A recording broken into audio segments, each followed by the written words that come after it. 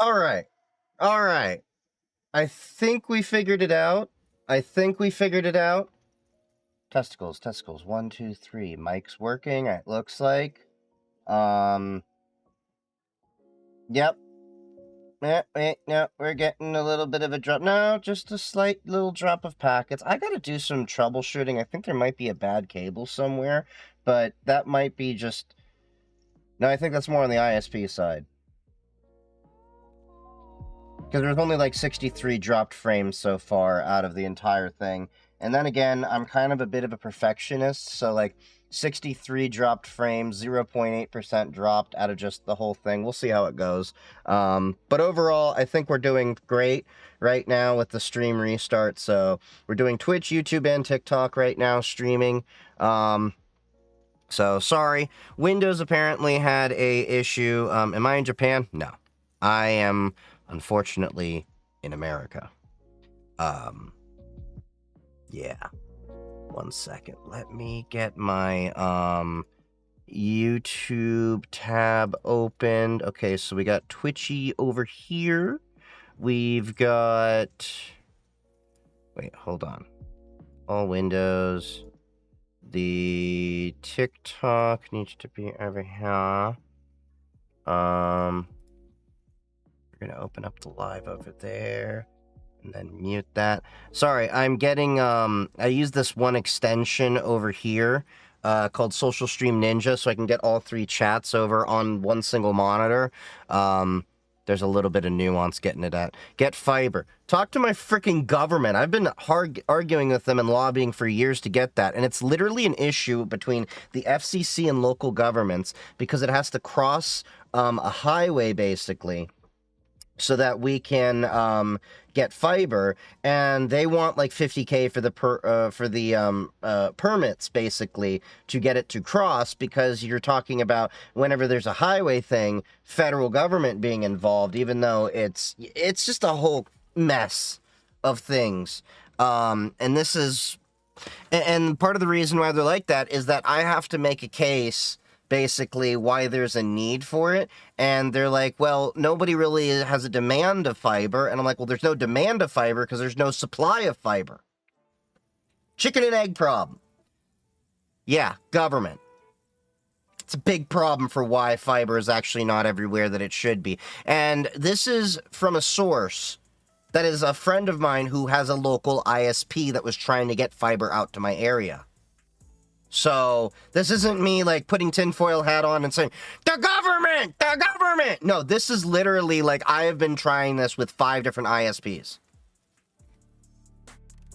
What in the world would make them think Japan? I don't know. Could they tunnel it under without shutting the highway down? No. If it crosses a highway or a railway, over or under, it requires a permit from the federal government. If it's an interstate thing, yeah, it's annoying.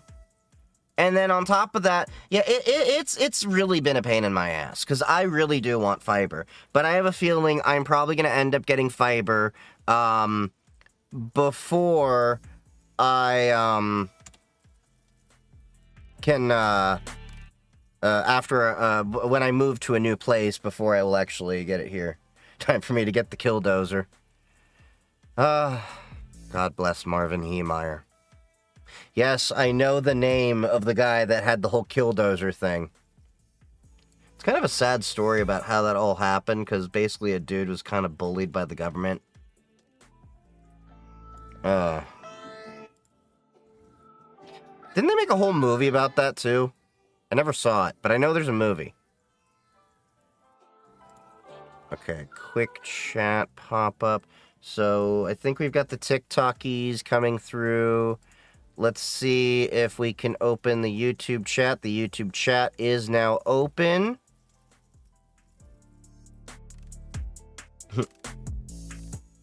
Yeah, I remember, what was it, Darko used to hit me up. He still does. Every time it's Killdozer Day. But, yeah, there's a, cluster F basically for why the United States doesn't have fiber access everywhere, and it's a mix of cronyism from what do you call it? Not just government, but the corporations. So that's the word I was looking for. Corporation running a lot of these big ISPs, because most of the money for these grants and stuff that are supposed to allow more broadband access and everything goes to the big boys, not the small ISPs that actually would do the work. It is such a mess. And who was it that I was actually looking at? What was it that... This brought up a whole other idea that I need to go through. I'm waiting for the caffeine to hit me from the little V8 energy drink that I had before I got on here. Oh, yeah. They, what is it? FCC, was it 6 megabit per second? I think it is. Let me look that up. I think it was like the FCC considers as long as you have 6 megabits per second, you have high-speed internet. Oh, they just changed it. Woo. Okay, so they recently changed it this year. This is the first time the commission has increased the benchmark in nearly a decade. The FCC quadrupled the definition of minimum broadband speeds. So, the Federal Communication Commission on March 14th voted that the definition of broadband was outdated, increasing the threshold from 25 megabit per second download and 3 megabit per second upload to 100 by 20 megabits, which in my opinion is still too slow. I got a lot of my freaking, audience telling me they're getting 10 gigabit per second offered. Like, was it one dude that came in here from Bulgaria? Yeah, I have friends of mine that, like, in some of the rural areas with Frontier, apparently are getting, like, 1 by 1. And now they can even get 2 by 2. So now they actually have to install 10 gigabit cards to be able to take full advantage of their network. That's some bull. Meanwhile, I'm over here in a city, and I'm still like, I got 1 gigabit by 50 megabit. You know what, Spectrum? Breezeline? AT&T? That's what I think. Like, it's so ridiculous how slow a lot of the internet is. In many parts of the U.S. still. And I know, like, for some people, it's going to be like, what do you need 1 gigabit for? Try doing anything in the tech world with just a 50 megabit per second upload. There's not a lot you can do with that. Yes, I know 50 megabit per second would have been my dream. I would have been creaming my pants for back in the 1990s when I was salivating of the idea of a T3 43 by 43 megabit connection. But nowadays, things have been, advancing so much that, like, to put it in perspective, we're focusing, too much on the download. That upload 50 megabit per second isn't a lot if you're actually working from home and you're having to send documents and stuff and a lot of files and doing a lot of the things that I have to do day to day. Yeah, it's ridiculous. I think Boston, Massachusetts might have fiber. I'm not sure. I think you do. The problem is a lot of cities have what we call dark fiber. So a lot of cities have actually funded, and this is the problem that is in my area too. A lot of cities funded fiber projects to get fiber installed, but it's called dark fiber because there's nothing going through it. The fiber infrastructure's there, but it's called dark because it's not energized, but there's literally nothing being transmitted, and fiber optic runs through the light, so it's obviously not lit up, thus dark fiber. And that's a problem in a lot of cities where they've actually built a lot of these infrastructures and spent millions, sometimes billions of dollars to, like, future-proof the city and get fiber, but there's nothing running the fiber. So you do have a case where a lot of these companies come in and then buy the fiber up or lease it and then, like, do things like that. I mean, what is it, like Verizon, there's AT&T have done this in some cases, but a lot of local ISPs have bought them up too. But then there's a lot of issues where local ISPs have been screwed over by the big ISPs and they've literally had their lines cut. I don't know about the if you knew about this, but there was actually a case when I think it was Verizon or maybe it was Comcast, cut the lines of a local ISP.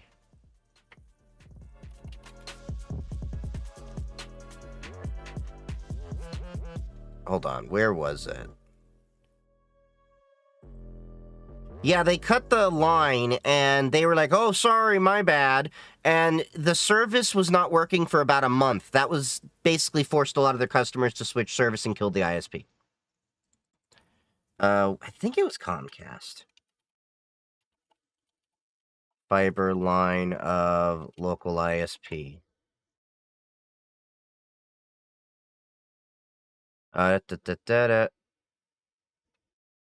Comcast yeah, you've had cases where Comcast subcontractors cut AT&T fiber lines. Ah, here we are. Comcast sabotaged small ISP's network, then took its customers.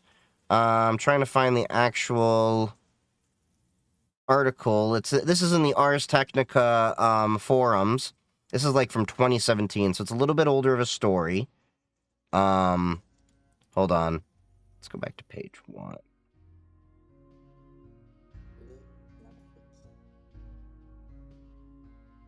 But yeah, basically Comcast cut a line back in, was this 2017? Basically destroyed an ISP with 229 customers. Here we are. I got the full story.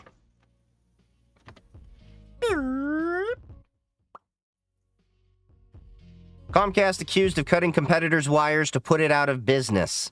This was a small ISP with only 229 customers, and there was a whole lawsuit around this. This is from 2017, just so you're aware. But yeah, they physically cut the line. I think it was the main trunk that serviced these customers, and then those customers had no choice but to switch over to Comcast, basically. Comcast had tried to buy telecom cables Weston Lakes operations in 2013, but, quote, refused to pay what they were worth. Starting in June 2015, Comcast and 2 contractors it hired systematically destroyed telecom's business by cutting its lines and running off its customers. Yeah.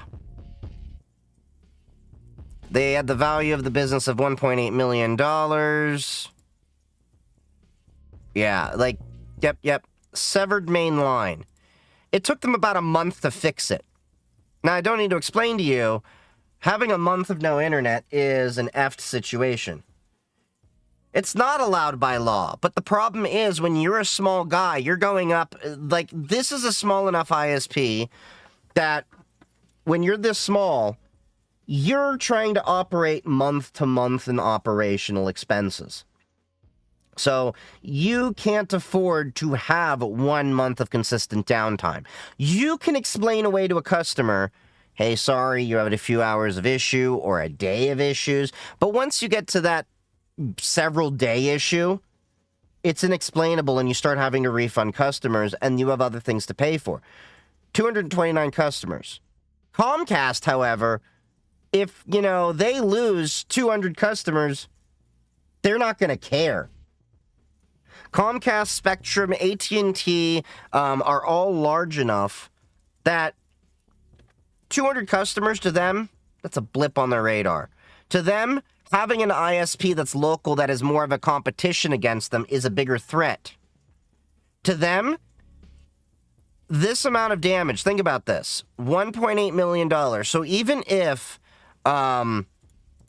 they were to get the full amount there, I want you to think about how much business Comcast does, and in the bottom line, this doesn't really even affect them whatsoever.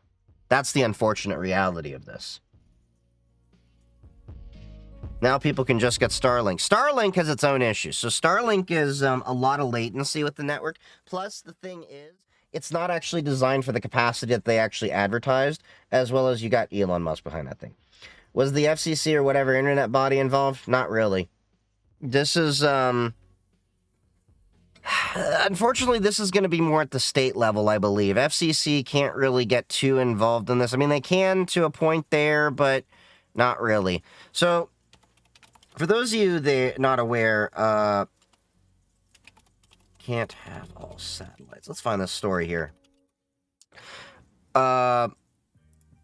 They still haven't deployed all their satellites. Oh, wait, no, that's 60% of all satellites.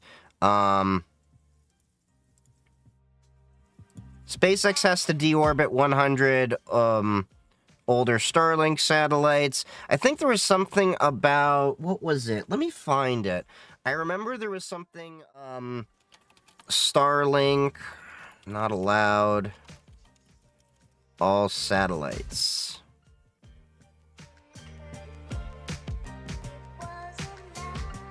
Yeah, Starlink's only available in 32 countries. That was as of 2 years ago. I remember there was something about they needed to have more satellites than are currently available, and they weren't approved to have all of the satellites. I don't remember the specifics. I need to find that. I remember reading that story a couple years ago.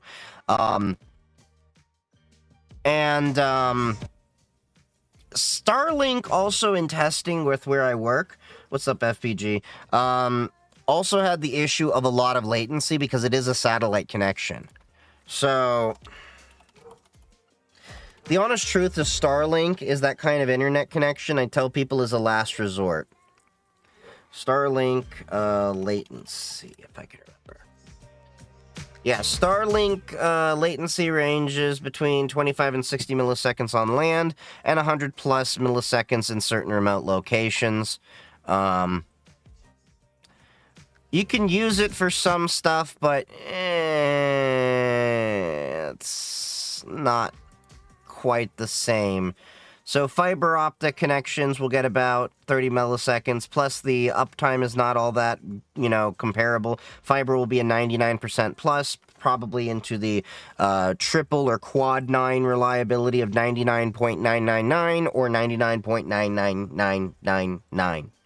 Whatever four nines are out, depending on what you get. The other issue is that Starlink can be affected by weather.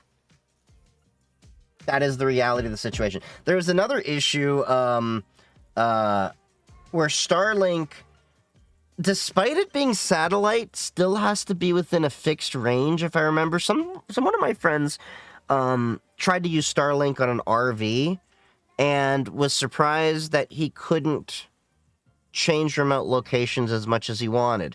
Physically, it shouldn't have been an issue, but it fixes it to geographically where I'm gonna have to talk to them to ask them the specifics about that. But there is a little bit of a lag with Starlink. The honest truth is when it comes to Starlink, I know where I work because we have some remote sites. Starlink is the last ISP of choice. We don't like to use it as a primary. We may use it as a backup, but that is only in a situation where we can't get a 5G hotspot, or at least a 4G hotspot, out into those areas. So that's the reality of the situation with Starlink. It's a last resort option for us. That's kind of the unfortunate truth with it. It's certainly an option, but I've had a lot of my friends and colleagues say the same thing with Starlink, is that they use it as a last resort.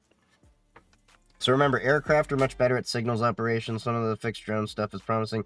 However, again, point-to-point microwave, probably the best technology for internet access. Yep.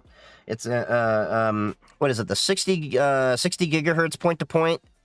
Because I know Ubiquity has some dishes there, like local ISPs use 60 gigahertz point-to-point, works pretty well. One of my friends runs a local ISP, and that's what they use for a lot of their stuff. We get you pretty much internet coverage everywhere in the country. The issues, depending on use of cellular data, is still expensive. Yeah, cellular data can be expensive, but that's why we use it as a backup connection. The F1 Singapore Grand Prix finished in the same order it began on Sunday, when Max Verstappen finishing second behind Lando Norris of McLaren. Nice. I went to an F1 race in person. I went to the Indy 500. That was really fun. I try to catch, F1 and all that, but it's one of those I don't keep up on the schedules, but maybe that's something we can discuss doing inside of the Renegade Penguin Discord. It's one of those because I have so many things going on, I don't keep on top of it. McLaurin, not McLaurin. Same thing.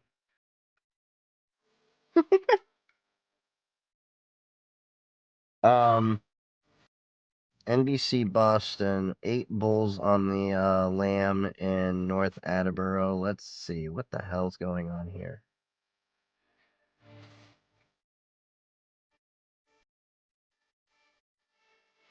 Oh, damn it.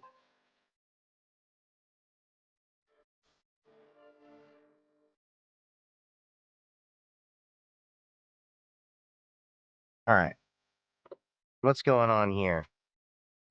8 bulls escaped North Attleboro Rodeo and charged through mall parking lot. One still on the loose. Oh, God.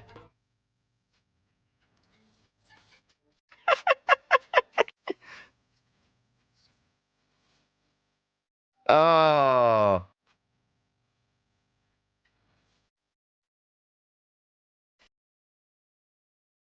Okay, so when they captured it, did they do like a matador thing where like they had the red cape? Andale, andale, you know, like ole. I just gotta ask, like, how did that work? How did they catch him? I want to see the video of them catching it.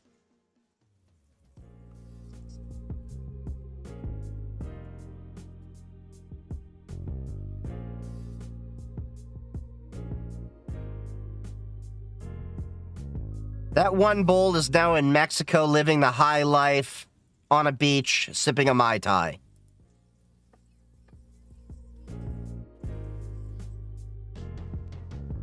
Kick.com, ChiefGyk3D. Yeah, that's probably me. I probably parked the username so that, it wouldn't be taken. I do that sometimes. It was during the whole time, like, I'm kind of waiting out the,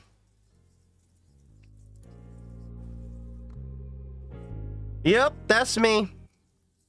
That's me. Because if you look in the About section, it's linking to my social media.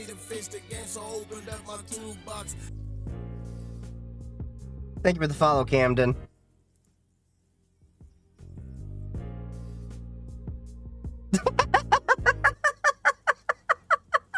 I'm just curious, what value did they think adding little kids to this video was going to bring? Double with Dick Pig!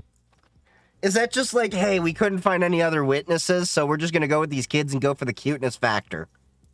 Like, that's all I saw. Like, I was distracted by looking up is my thing on Kick. Like, what was the context here?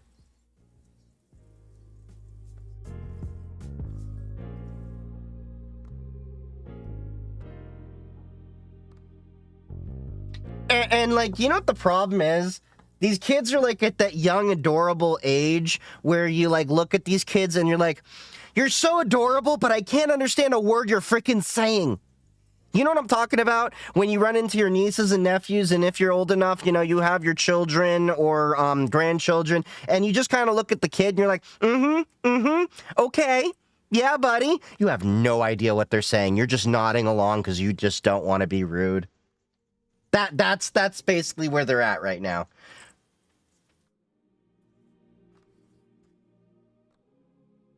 Yeah, the bull was that big. Yeah. Don't get me wrong, these kids are adorable. Don't get me wrong. But it's like, I feel like the reporter was sitting around like, well, you know, we had to add a few seconds to this piece right now.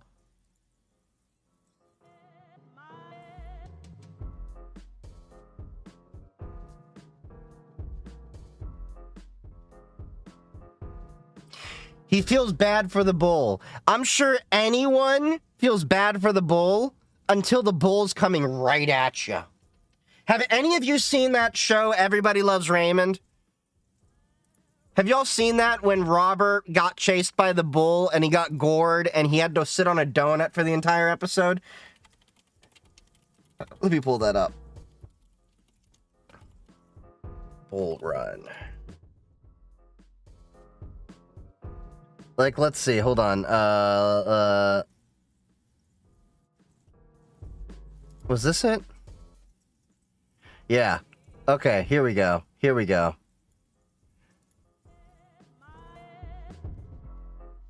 Wait, y'all can't hear the audio, can you? Let me, fix that for you.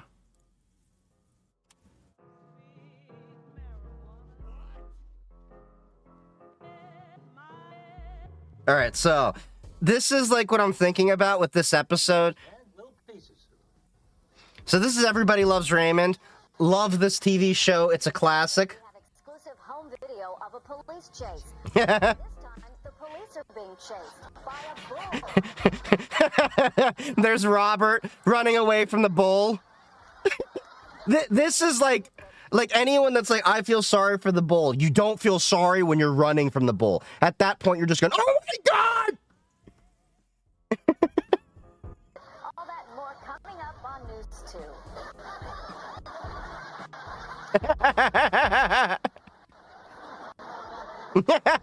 See, like, that's the response that, like, somebody would have in the aftermath of it. Not like, oh, I feel sorry for the bull. I feel sorry for my ass that had to run from the bull.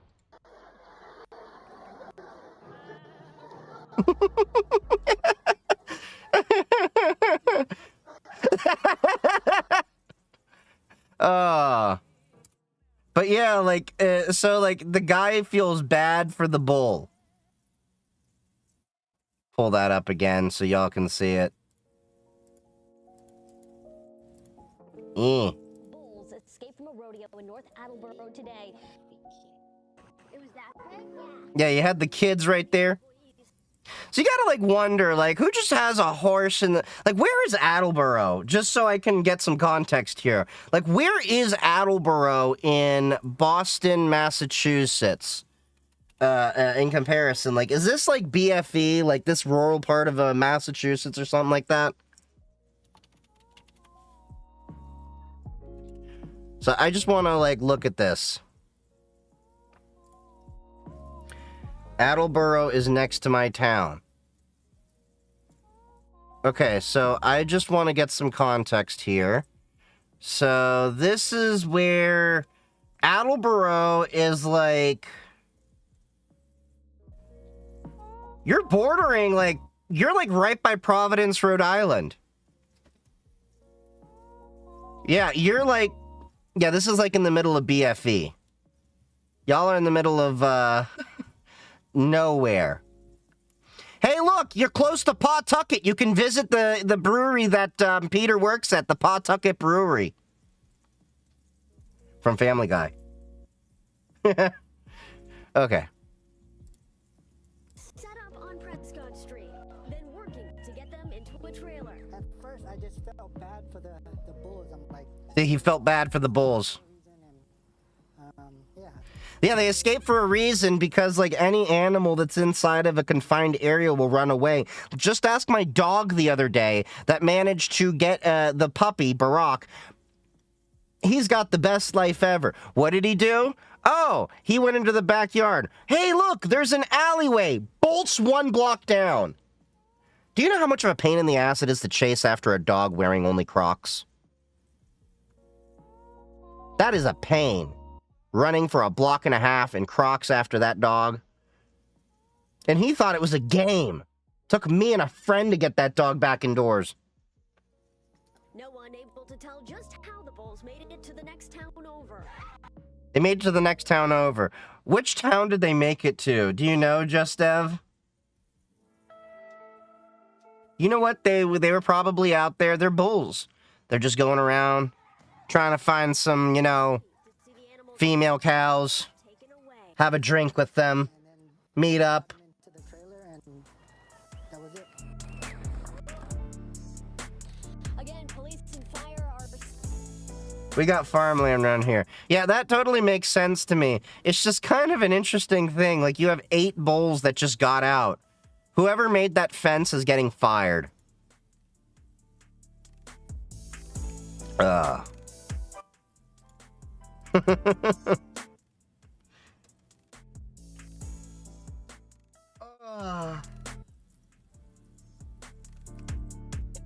Never seen bulls. You've never seen a bull?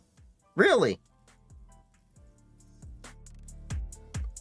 I mean, I live in the city, and I've gone out to the country and seen bulls and all that stuff.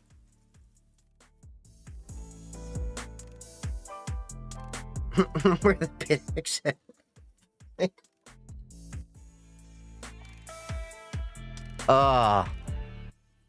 But yeah.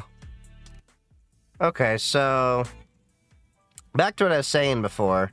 Yeah, so it looks like the FCC did increase the benchmark a few months ago for minimum speeds and all that they want to see. Didn't the FCC also lift the re-implement net neutrality?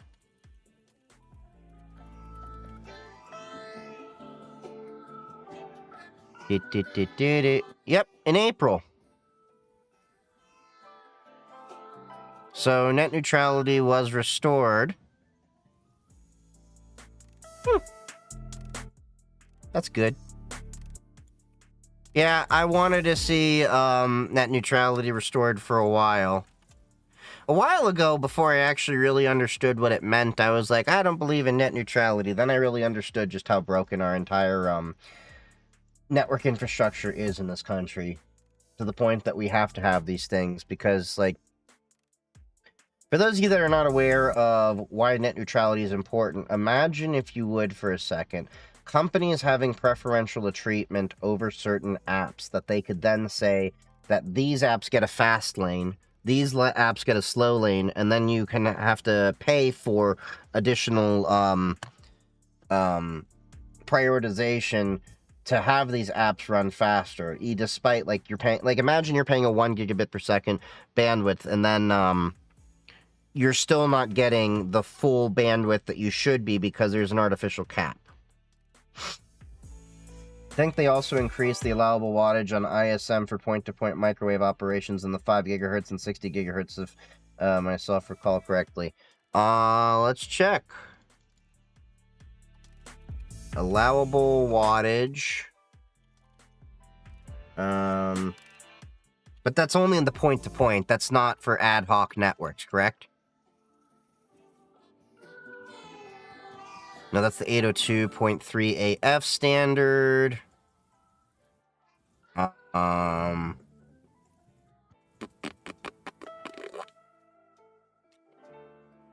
FCC. I'm gonna have to do some digging on that. Wait. In 2022, they upped it to, if I'm reading the correct one, 50 watts? I'd have to look into this a little bit further. Oh yeah, I heard on TikTok say something I haven't looked up, but they were showing an article that after 60 days of being with the phone company, they have to unlock your phone from their network. You talking about in terms of porting the phone number for a cell phone? So here's another thing as well that a lot of people aren't aware of. I believe, I'm trying to remember what my buddy who ran a local ISP told me this, because we broke a lot of contracts for ISPs all the time using this. I think it's an ISP has 30 days to resolve any issue that you bring forward to them. And if they don't resolve the issue, you can then break the contract. So we used to break many contracts with business ISPs that were multiple year agreements because they would not uphold their end of the bargain, because they would maybe at most in many cases have an 80% guarantee on bandwidth. That's the honest truth when it comes to a lot of these companies that provide internet. Is they maybe make an 80% guarantee on the speeds that you get. So like say you pay a 1 gigabit for a 1 gigabit connection. If you're still getting 800 megabits per second, you're within the 80% rule. You drop below that, you're below 80%. The other thing is that their SLA, service level agreement with consumers, is best effort. Business agreements can then have an increased SLA. So I remember there's a local ISP in central Ohio that actually like reaches out into a lot more of the area. I think like the west part or something like that. They have a 4-hour SLA. At last I checked, this has been a while. If they don't fix your issue within 4 hours, I think they owe you credit for a day. If they don't fix the issue within, I think it was like 8 hours, it'd be a week. And then, like, if they don't fix it within a day, they owe you an entire month of credit. Something like that. I don't remember the specifics. Don't quote me on that. They were talking about FCC making it so after 60 days, your phone no longer has network lock on it, so you can change your card at any time after. Oh, okay. So the ability to port your phone number between carriers. Yeah, that's something that I've totally been in favor of, because the issue is, like my Samsung S23, this phone right here, okay? I originally bought this when I used to have T-Mobile. T-Mobile is a piece of crap in terms of security. In terms of service, they got a lot of coverage. But in terms of the security of the data and all that, not that great. So when I went to port this to another provider, I went with one of those MVNOs. Still not that great in terms of security, but this phone literally just has enough data for if I travel, I can still record content and all of that stuff. Like when I was at DEF CON. This at least had a cell connection, so that I didn't have to rely on Wi-Fi. I had to pay that phone completely off before I could port it. I believe that if you buy a phone and it's still being financed, you shouldn't be obligated to have to pay for the phone service. You should have a separate agreement for the phone payment if you are financing it.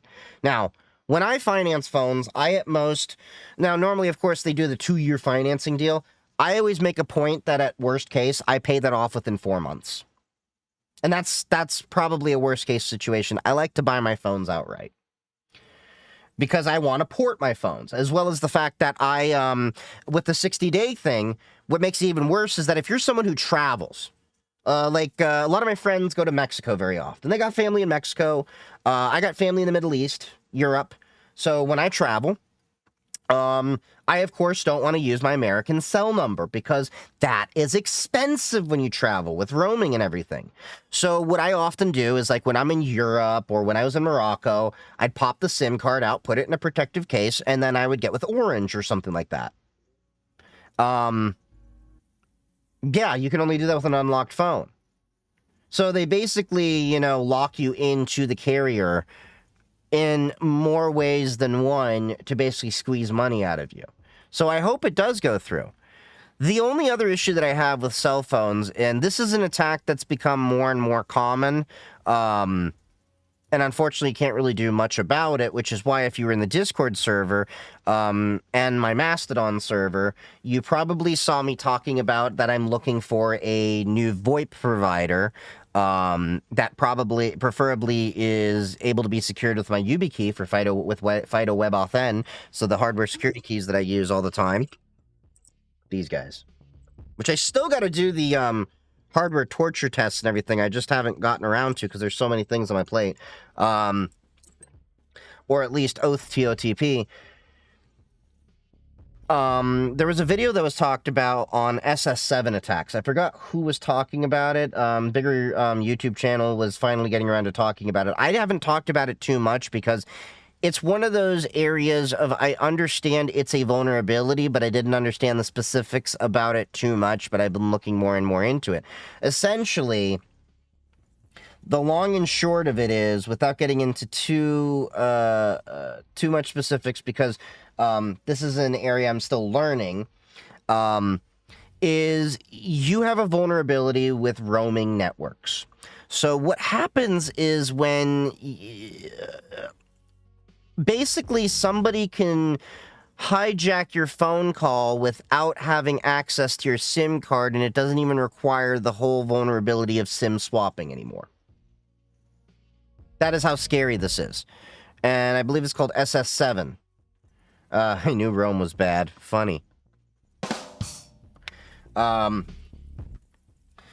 found a weird text service that you can connect to your Matrix account, like giving your Matrix a phone number. You can pay encrypt.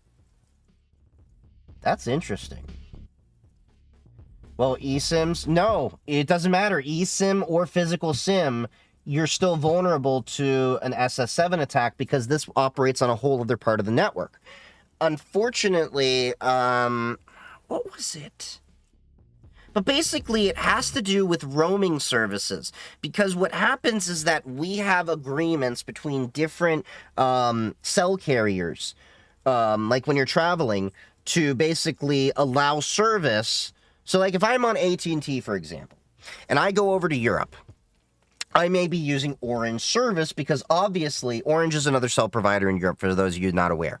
A very well-known one. You also have T-Mobile out there in Germany because T-Mobile's originally there, Deutsche Telekom.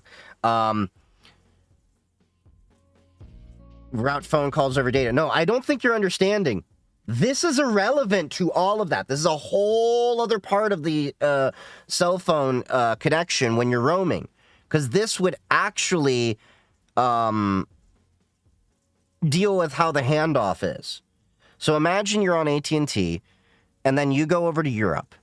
You're maybe going to notice that your cell phone says Orange. You're now roaming on Orange's network. So how that works is that there is, what is it, SS7, Signal 7? Hold on, SS7.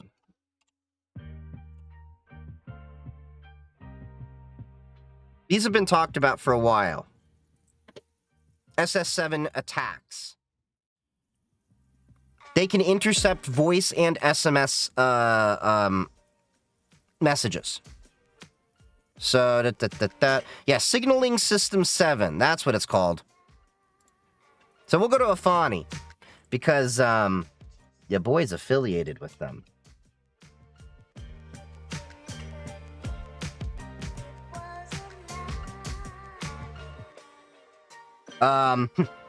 So basically, blah, blah, blah, blah. Blah, blah, blah, blah, blah, blah, blah. Let's get into this. The current standard since its introduction and adoption in the middle of the 1970s, that's how old this is, also known as Common Channel Signaling System number 7, or C7.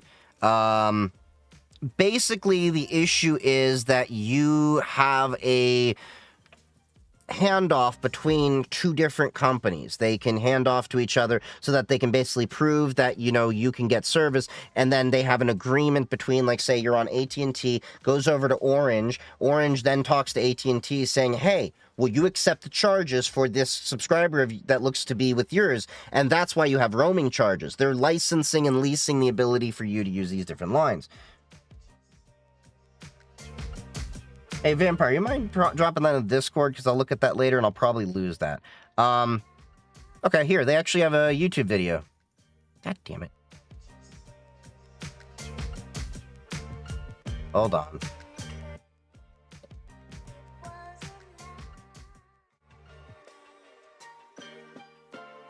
I really hate that YouTube is cracking down on this because it's like, prove that you're not a bot.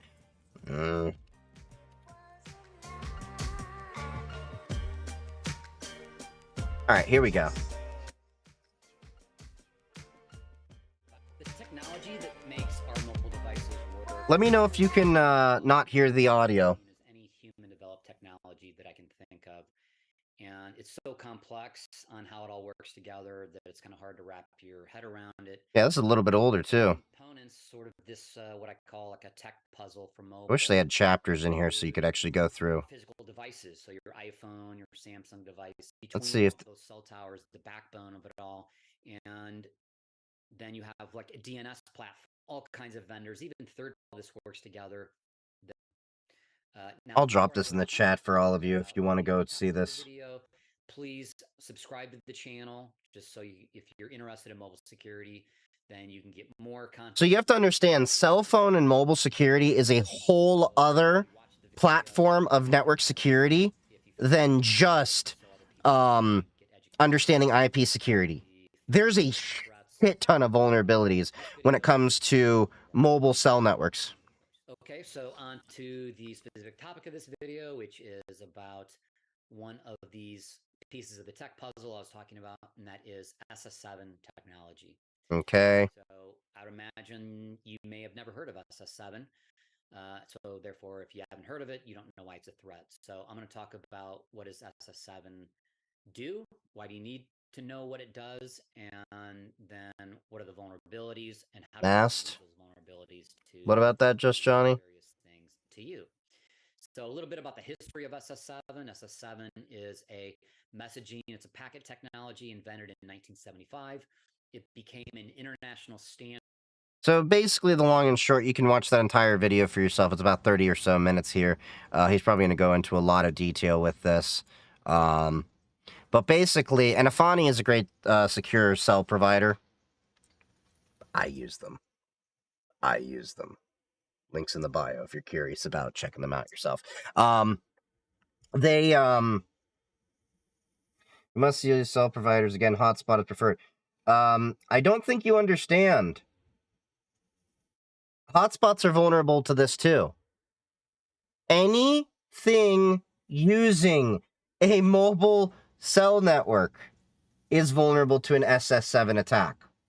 So there's ways that you can route it, and yeah, you could, route your data in certain ways, but the issue is that basically, imagine you have a call coming in. They can have it rerouted to another device without your intervention whatsoever.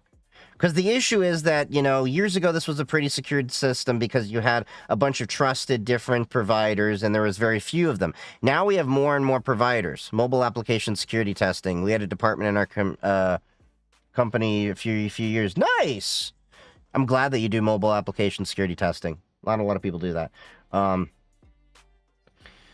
So the issue is that there is signaling system 7. So the long and short of it, why is it still a vulnerability from the 1970s? Well, the reality is 5G actually mitigates this, but since you can still be downgraded to a 3G connection in some areas, yes, there are areas inside of the US as well as when you travel internationally that drop things down to a 3G so you can still get coverage. You still are vulnerable to signaling the SS7. Can't remember. Signaling system number 7. Yeah.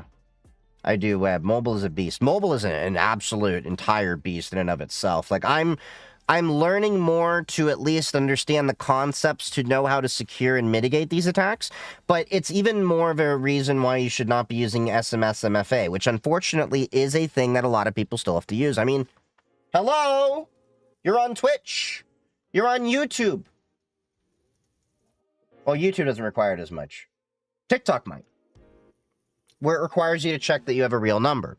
And what's even worse is some sites don't even allow you to use Google Voice.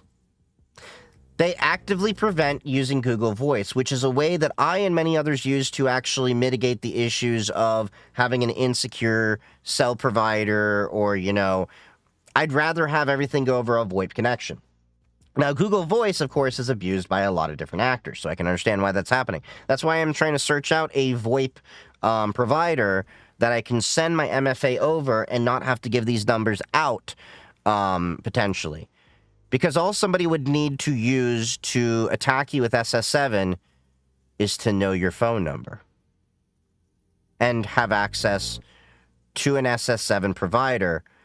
And this is not a very expensive attack. You can do this with as little as a few $1,000s to lease in some cases, because at the end of the day, these cell providers are in it to make money. So all you have to do is find the right provider that will accept the ability for you to get the line leased, and suddenly, boom, you have SS7 capabilities. In fact, who was it? There was some person that actually fell victim to an SS7 attack. Let me see. SS7 attack victim.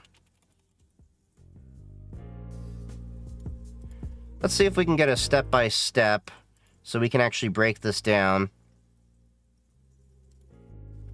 And this has been known for a few years. Vice magazine talked about this a while ago. Criminals are tapping into the phone network to backbone to empty bank accounts. This was talked about back in... When was this article? 2019. Telcel SIM should work in the US. Good luck getting one. Yeah, Steam doesn't allow VoIP. So they don't allow Google VoIP. So one provider that I actually want to start using myself when I can, eventually have some more money freed up to... It's not expensive, but it's one of those things of I don't want to spend too much money if I can avoid having to spend too much money. Intermedia Unite. I actually really love this VoIP service. I deployed them to many different businesses over the years. Intermedia, Unite. Light mode warning in 3, 2, 1. Sorry, their site doesn't work well with it. I know my eyes are burning too. We'll sear through the pain. Very inexpensive for the features, and I've actually tested them because they're a business VoIP service. It actually works pretty well with SMS, and I've tested it. It works with Google, Steam, and a bunch of other services. I'm not affiliated with them. Just make that very clear. Don't want to go with it. I'm not making any money off this recommendation. I'm just saying I've used them, I've worked with them, but in terms of the pricing, you're talking about $28 per line. Now, the cool thing is they have a desktop app, a mobile app, you get unlimited calling, caller ID, all that kind of thing, and you can set up an entire business system with them, so you can actually do the automated attendant. What I mean by automated attendant is, I'm going to put this dark mode back on. There we go. Our eyes can relax now. What I mean by automated attendant is, you ever dealt with the IVR system where somebody, where you call like a doctor's office or a business and it's like press 1 for ... press 2 to do ... Well, the reason why you want Teams integration for this is, imagine you actually have, so imagine you're running a call center. You can then pull up the information and have it tie into Teams. This is a really nice system. It's a business grade system. And I like Teams. Be a team player. Wink, wink, really ick.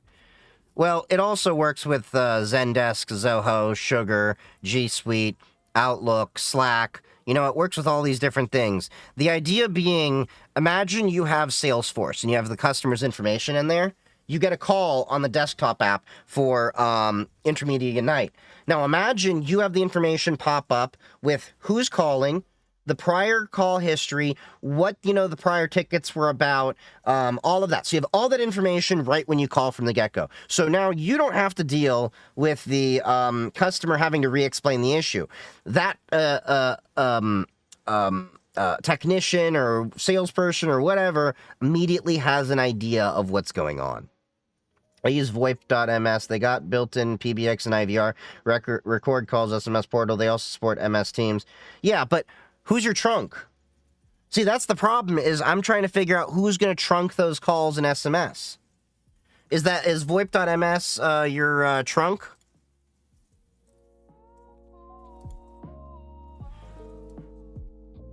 Yeah, check that out. Verifying that I'm a human. I'm a real boy! Oh yeah, they are. They're a SIP provider. Okay. Yeah, they're your trunk. Okay. I'm sorry, I'm not familiar with all these VoIP providers, because as you know, there are thousands of them. So let's see. cPanel uses them. That's interesting. Toys R Us! Toys R Us!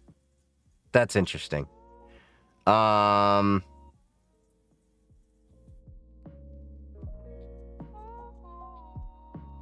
What's their pricing like? Make calls, receive calls. So, I mean, they're not expensive. You charge per minute, basically. CNAM query. Okay, doing that. So your call encryption, but that's only from your device to their edge. So that makes sense for the encryption there. So that's kind of nice there. I mean, so does Intermedia and stuff, but that's a whole other thing. Oh, you got virtual fax in there. That's nice, too. So for faxing, I use something different from T38 Fax. Now, if you ever need to do faxing, they're one of the best. It's a Canada VoIP provider. After Google Voice stopped allowing PBX. Yeah, that's why I killed my PBX, was Google Voice stopped working. I used to have one of those Obi-Hi boxes. Do you remember Obi-Hi? Do you remember those little Obi-Hi boxes that we used to buy so that we could literally plug in a cordless telephone or something like that? Yeah, these were great. Let me see if I can pull one up. Here, we'll just pull it up on Amazon. So these boxes You used to be able to buy, well, you can still buy them. Well, not really anymore. And you would literally have a phone line here, and the USB could be a wireless adapter or your Ethernet right there. And then you'd plug that in, and you could do Google Voice and everything over it. It was great. Like, it literally says Google Voice on the front. See, that's the problem I hate with Google. And that's one reason why I do not recommend Google products be used by a lot of people, is that you can't trust if Google is going to have that product last. We all are familiar with the Google graveyard, right? You know, the graveyard of all the products that Google has killed. Incredible PBX. So Incredible PBX, you know what's interesting is the maker of Incredible PBX and I think we're actually mutuals. I think it's Ward Mundy is his name. Oh, hold on.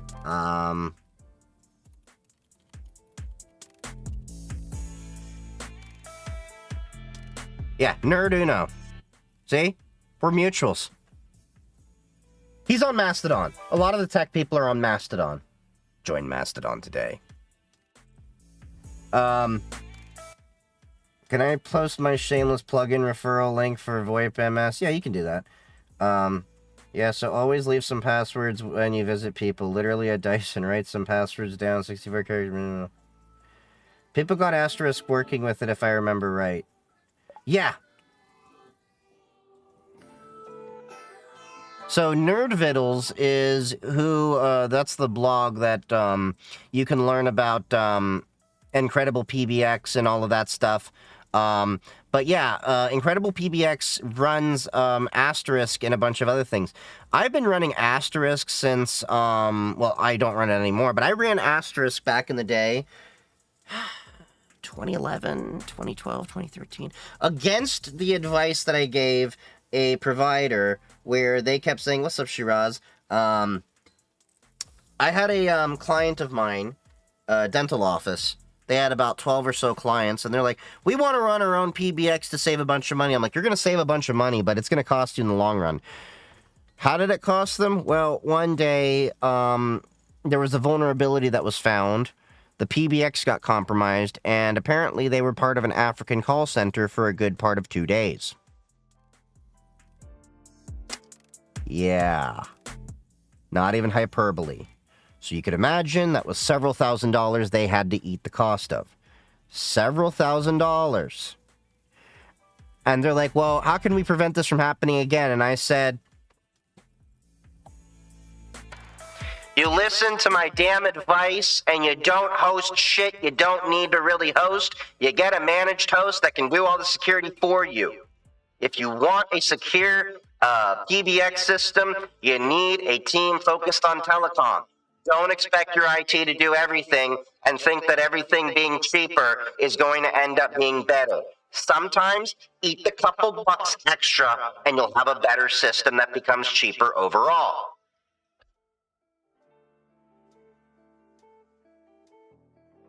So most of the time what I actually end up doing is I recommend businesses go to Intermediate Unite. Again, there's a lot of features here. The support is great. You get a free desk phone or a headset, you know, at the contact center. I actually have several of their desk phones over here. One sec. I can actually show you this. Give me a sec.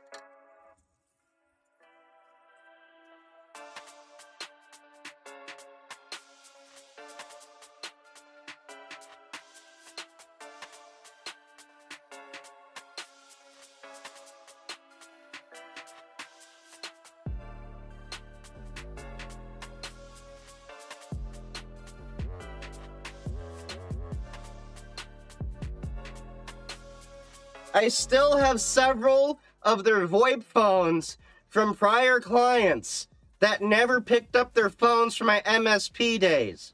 These phones are still great. They've got PoE, and I gotta do something with them someday.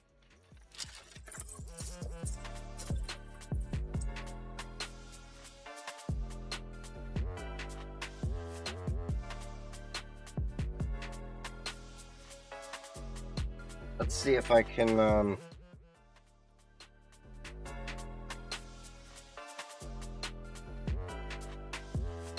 Oh, I got these earmarked for another project I'm working on, because, I got my own little startup working. Oh yeah, they're unlocked. But they're, like, look. They're still new. Link phones. Yes, I know they're not like the pretty Cisco phones, but Link. PoE. And if I'm not mistaken, these have 1 gigabit per second pass-through.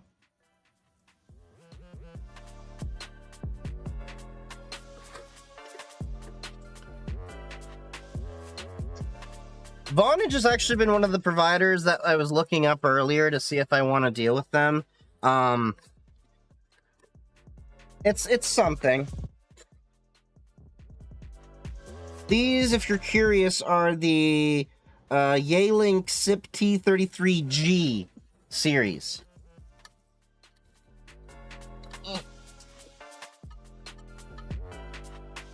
So, set one up on ham radio. That's another thing. I do want to get my ham radio license. I found out there's some ham classes only 30, 40, 50 minutes away from me for like $20 or so.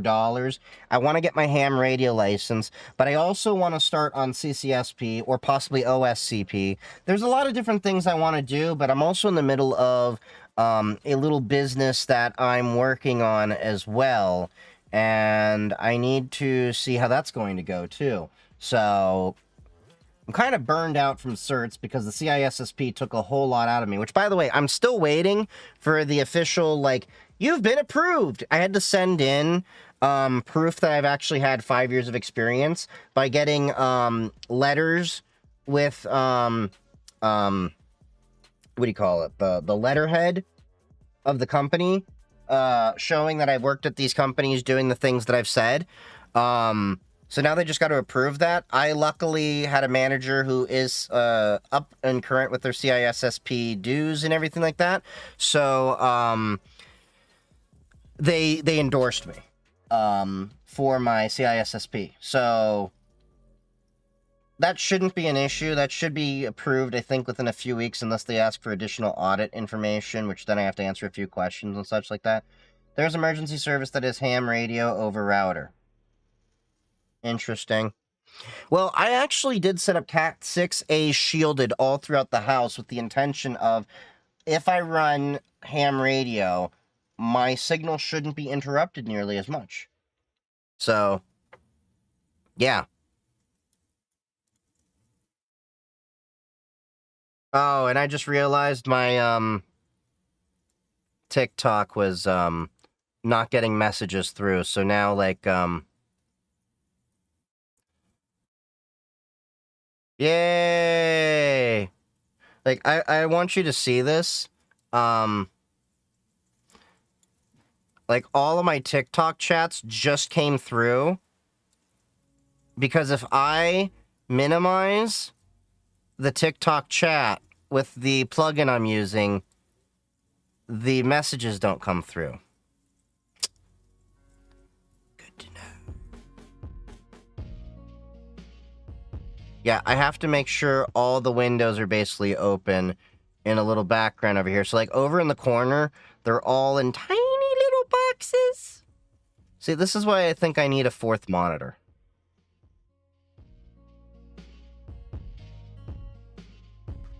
So basically, most of the ham equipment is being confiscated in place. What do you mean confiscated in place?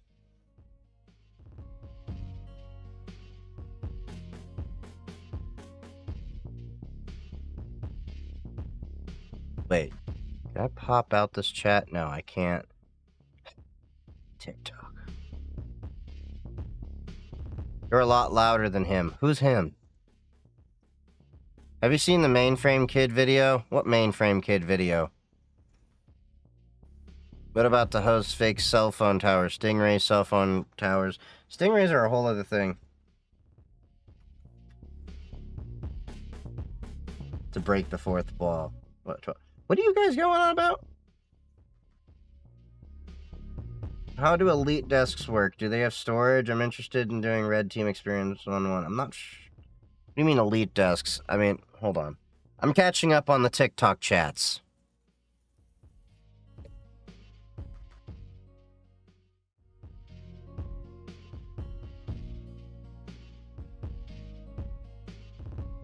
Oh, the Elite desks. The HP Elite desks. That's probably what you're talking about. You talking about the thin clients? Hold on. Oh, no, the Elite desks are just another fat client, if I'm not mistaken.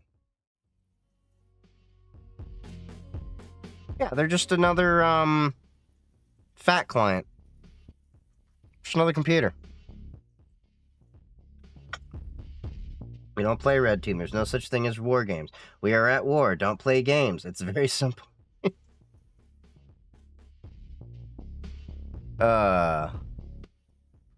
Like AT&T and HBO, Netflix. Oh, yeah. You know, who was it? AT&T was apparently looking at getting bought out by, who was it? Shoot. There was a management company that specializes in distressed assets. I can't remember who they are. But yeah. Anyway.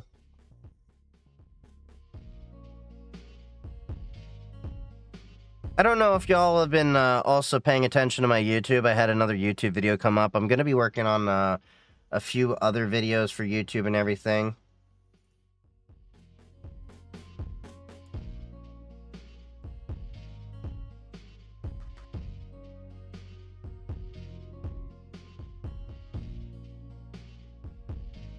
Sorry, late response. Was talking to someone. Oh.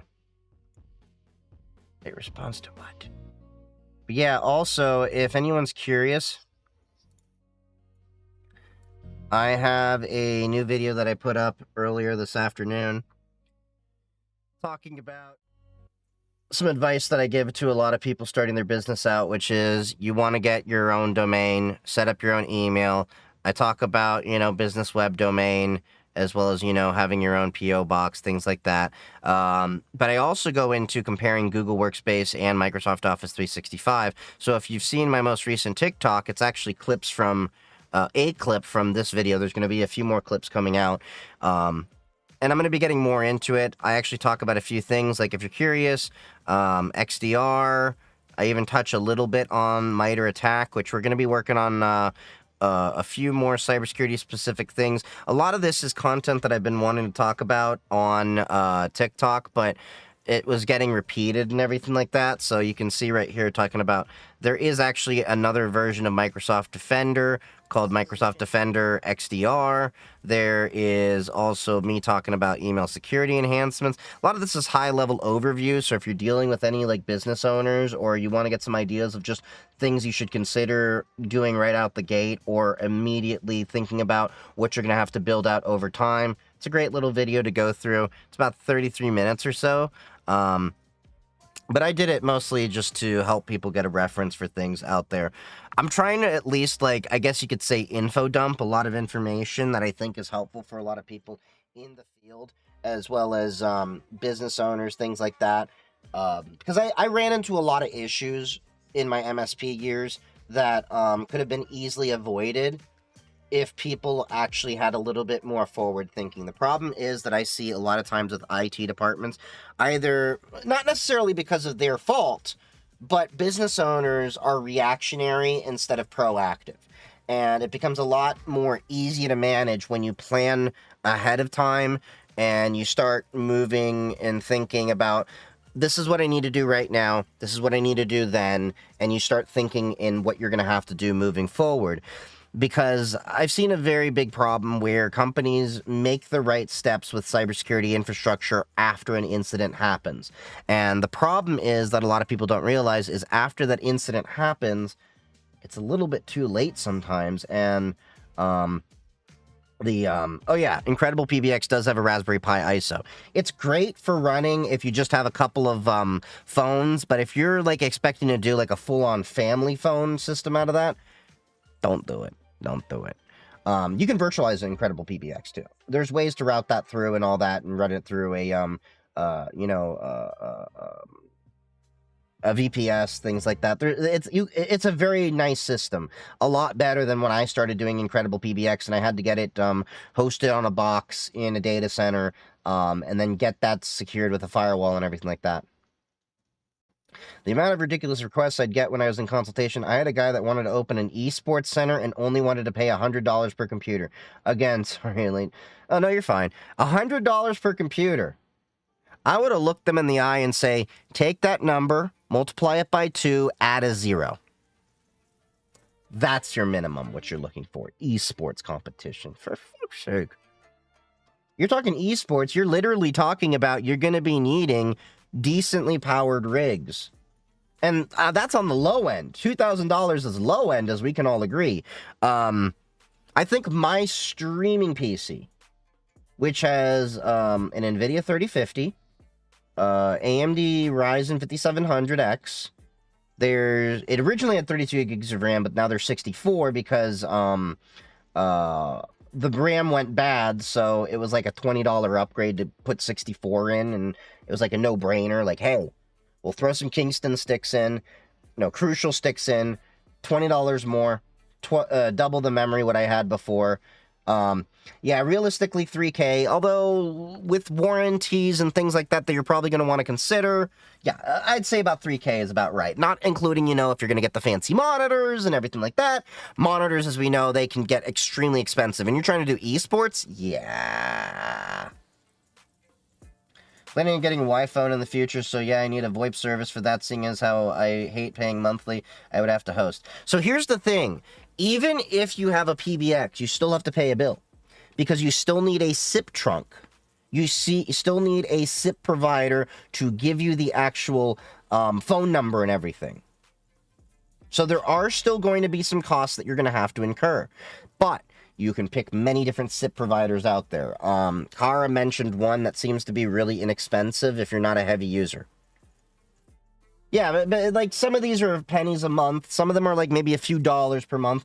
You can shop around for a SIP provider. So that's the reality. If you're paying for connectivity, you're going to be paying for someone to host that connectivity. Now, you can lower the cost overall by hosting your own PBX because Intermedia, for example, is hosting the PBX for me.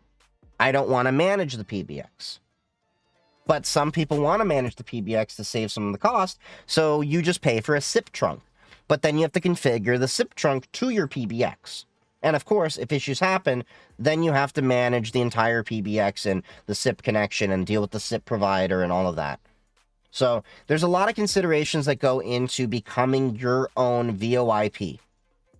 Keep that in mind. Unfortunately, it's not as simple as it used to be where I'm just going to jack in. Somebody's giving you a phone number. Yeah. Like, even if you want to be your own, like, SIP trunk provider, all that, there's regulations and everything that come into play. But in terms of the regulations, a lot of that can be offset by getting a SIP provider. Yeah, I know when Google actually wanted to get into the whole VoIP space, they basically just bought another telecommunications provider. Your mom is a provider. Also, self-hosting, you also need to set up the correct email sending for PBX so Google and MS don't reject your emails. That is true, too. So what you can do is you could use a relay for that. So you could route it to SendGrid or Mailgun, potentially. But you still would need some kind of outbound email server.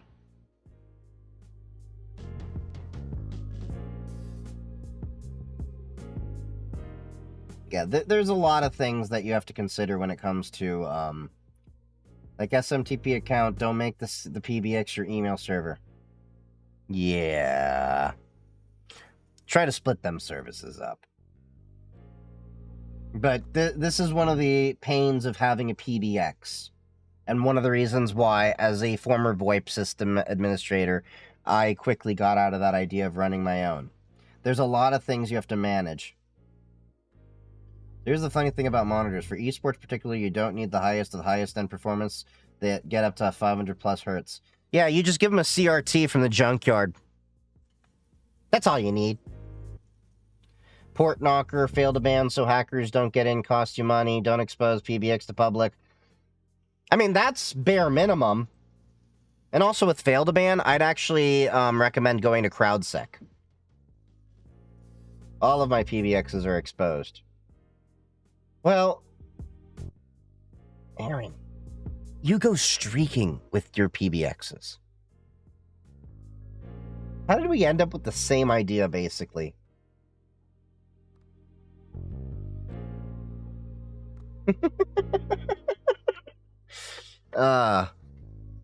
Oh, by the way, I might be in your neck of the woods, potentially in a few months. I will keep in touch with you if that happens. No promises, but it's looking like I might be out there sometime next year. We'll have to connect and go out for lunch or something.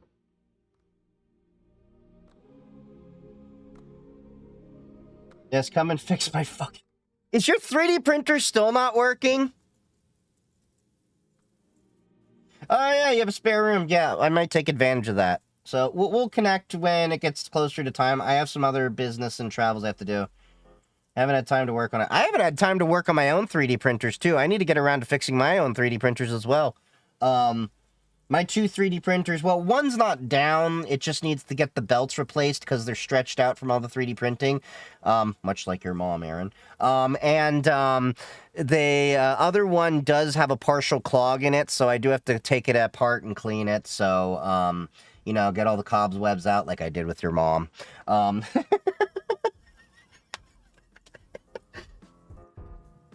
mom is stretched just fine. Well, with a head as big as yours, I can understand that.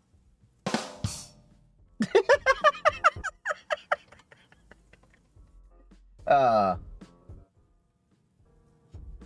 to stretch your mom last night, but I'm just not big enough. Gonna have to call P. Diddy to help. Yeah, get some of those, 1,000 bottles of baby oil that he had.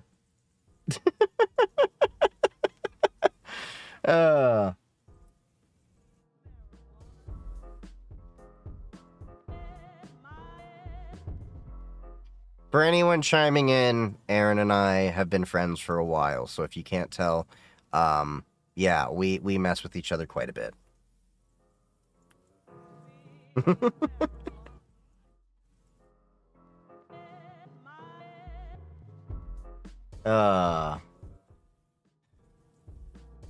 Also, I'm gonna be having a video talking about, the comparisons of, Blue Sky Threads and Mastodon and my tinkering. Only the hair, Mr. Clean. The idea of setting up a community LAN center. What do you mean a community LAN center? What do you mean by that? Just like people can come in and jack in? Why you gotta be rude? Don't you know they're human too? Why you gotta be so rude?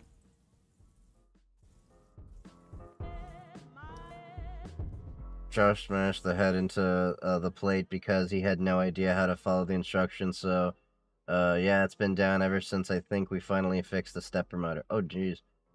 I want to jack in. No, you want to jack off.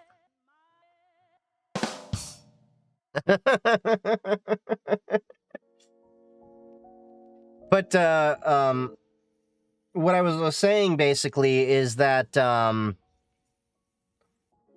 I'd ideally set up 2 areas, that's bring your own equipment, one where you can use, equipment that belongs to the center.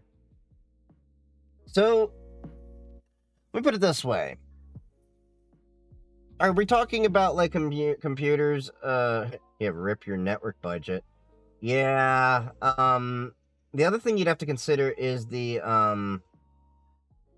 potential liability with things like that. So you're going to want to make sure that people using the resources there have some sort of an agreement that they agree to with appropriate usage of your network. So make sure you get your legal stuff sorted out, because if somebody comes in, use your network, and then starts doing like a whole bunch of illegal things, starts attacking networks out of your thing, you have to make sure that you can protect yourself from those kind of things. Because Yeah. People suck, okay? Yeah, make them sign them as they come in and register like a liability and hold harmless form. Yeah, so basically you have all those things. I would be more concerned about the legal protections than I would be about the actual physical and technical ability to do this. But once you get that out of the way, yeah, it's totally possible. Then it's a matter of how do you want to architect it? Do you want to physically isolate the networks? Do you want to virtually isolate the networks? Either way, you're going to want to do that. The other question you're going to have is you can do like what DEF CON does, where DEF CON has you come into the network and there's like a Wild West Wi-Fi network. Then they have an additional network. The Wild West one is just you plug in like an open Wi-Fi. The other network is you have to install a cert. And that cert allows traffic inspection. So that's something you can do, just giving you the idea to understand what you can do. There's a lot of, things with that, but I think like even teaching people about 802.1x, like the cert I was talking about, would be an education in and of themselves. So like having an 802.1x lab might be interesting because like some people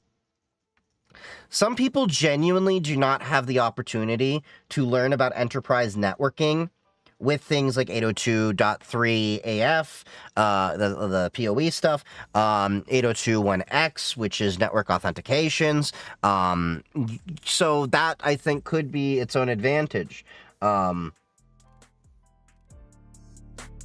Yeah, people who trust strangers, ironically, tend to keep better boundaries. You can get like 16 publics because you can be banned for having too many come from one public. Yeah. Aaron would actually be a good guy to talk to about that because he runs his own ISP and stuff like that. Some decent routers. He'll unify UDM Pro. Max wouldn't be terrible here, and you'll be fine. I like certificate idea, but that's a lot for public users. Yeah. But the commercial fiber pipe means your carriers won't fuck with you too much because they know you're reselling. Quote, reselling. Yeah. There's ways you can do that. You could, at the minimum, have a captive portal that has them sign the agreement when they actually log in, and then you can actually do some fingerprinting of the device, so that when they actually agree to the terms of service to use your network and everything like that, then that they basically sign that legal form, so you don't have to actually have a physical signature. There's ways you can do that. You can also use QR codes for your Wi-Fi if you trust a QR code. Not binding enough? Yeah, that's true. You could have them sign an agreement and then hand them a code that then they could pass into the captive portal or something like that. There's many ways to work this out. To offer low-cost connections to lower-income families. That is a possibility. So you could essentially, if you want, even look at the idea of becoming your own ISP and resell through there if you get one nice pipe for yourself. There's many ways that you can take this approach if you want to do that and incrementally step it up. But yeah, there's a lot of ways to slice this cat. Sounds stupid expensive though. Well, it can be. It depends on how you architect it. No one says you have to run physical lines. You can do wireless point-to-points and stuff like that. $25 a month, and we are includes 254 addresses. Yeah. What's up, Ari? What's up, puppy boy?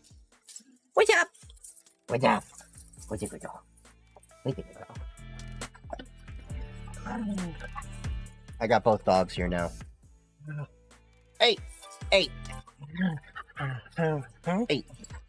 God damn it.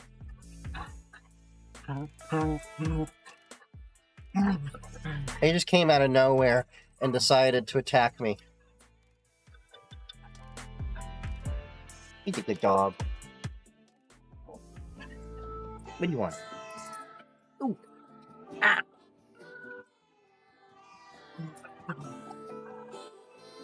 Ari, you are a grumpy old man. See you later, FPG. Customers will take lower speed tests because their latency is 6 milliseconds and screens load faster.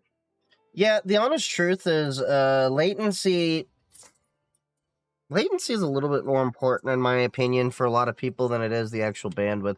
Bandwidth helps with a consistent connection and things like that. But I've seen experiences where lower latency was actually more important to like the average everyday user. Like say they're doing Xbox Live and PlayStation Network and all that. To use Emacs in security, I just became aware of the Vim Emacs war.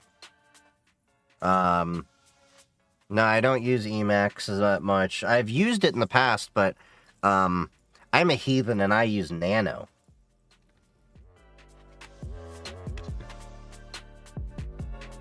You know why? Because I just need things to run, and it's all about... Move, bitch, get out the way.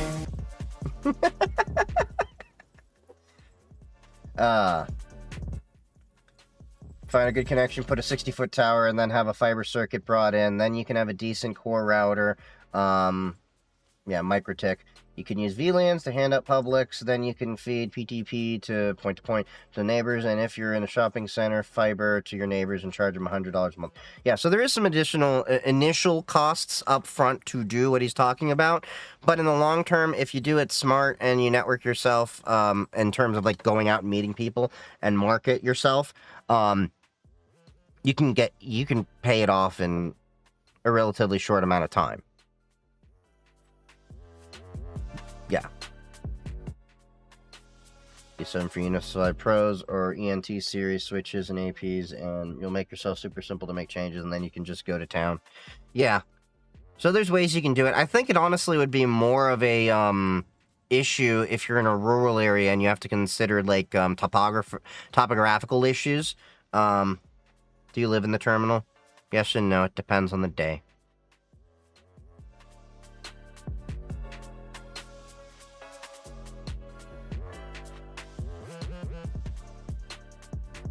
Alright. Let's quit Caden live. And, where's my controller? I'm in a freaking valley in West Virginia. Ooh, that's gonna be fun. See, with West Virginia and all of that, you're looking at the issue potentially of, trees, things blocking sight and all that. So like Aaron was saying, you're going to need a tall tower to be able to point things in the way you want, and potentially you may have to bounce it off of different roofs. So like as you get more people with point-to-point connections, you can then relay the connection off of those. But yeah. On origin feed, everyone. All right.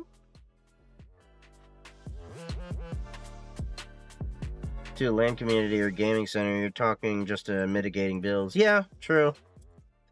I guess I'm thinking about building an entire network out. Let's shift gears for a second.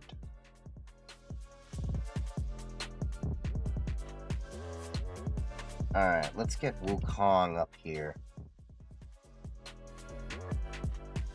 I am hooked on that game, by the way. If you haven't been playing Black Myth Wukong, it's totally worth it. Most Wisps will relay internet. One of my buddies that sells internet plans had a customer that wanted a 5 gig plan. 5 gigs, wow, what do you have going on? And, my mom watches Netflix, and you know, I both know that takes up a crap load of bandwidth, 5 gigabits per second.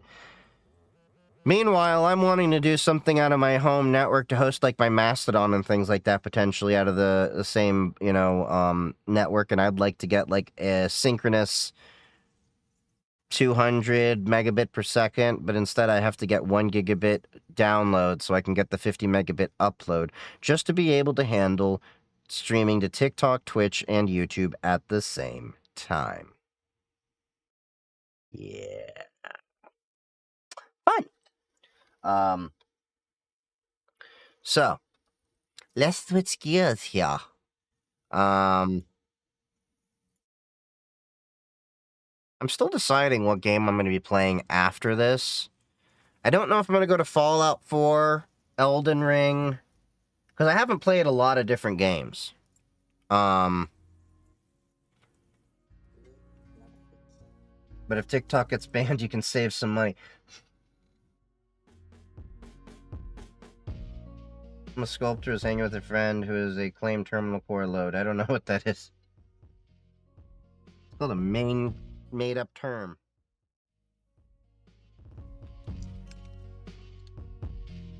I really don't think TikTok will get banned, but that's just my opinion.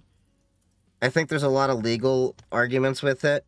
But with all that being said, I've been very upset with how TikTok has been for the past few years. Well, at least the past year or so. Specifically, like, ever since the TikTok shop, it seems to have, like, killed a lot of my reach for my videos. And I don't want to sell my soul to the devil for cheap-ass products that are of Temu quality. Like, I've already had a lot of these vendors from the TikTok shop hit me up, and yeah. I think the only thing I will be doing, wondering why the hell my house would even need 5 gigs. I could find a use for 5 gigabit synchronous bandwidth. But again, that's me.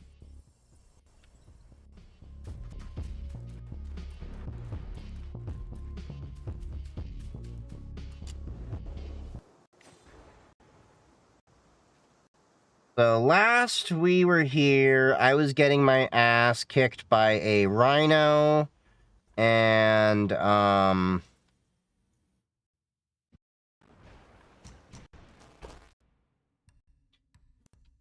wonder what's the replayability on this game.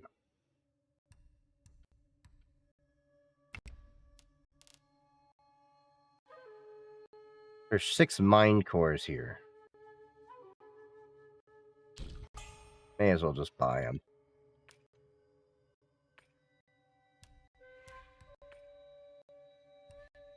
I don't have anything to sell.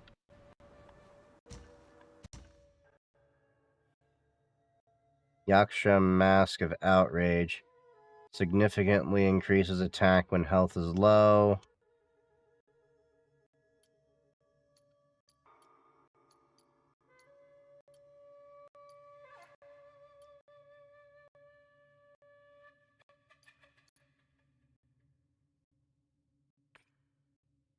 I don't have any poison-inflicting attacks. That's the issue here. That can give me some burning.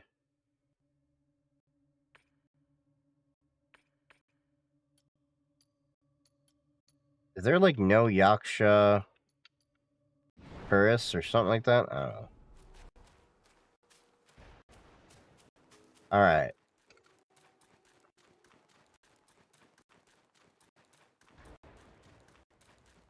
Let's go get this rhino!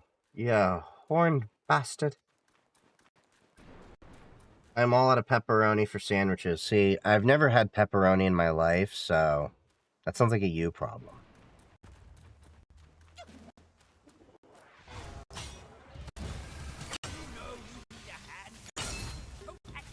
Come on, buddy.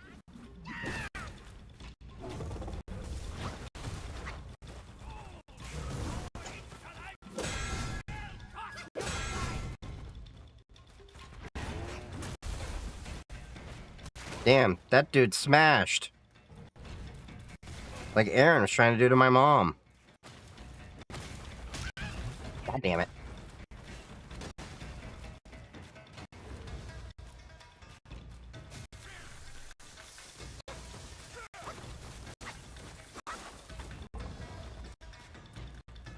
Okay, so how can I do this?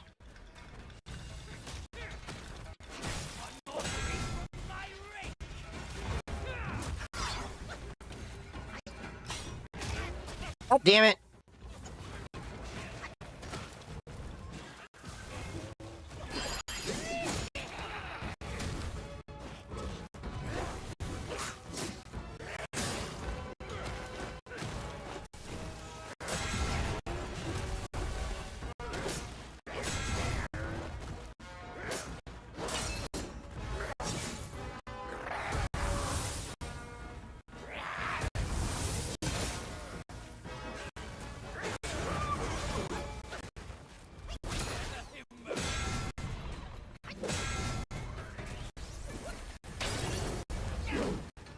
Oh, now you heal me.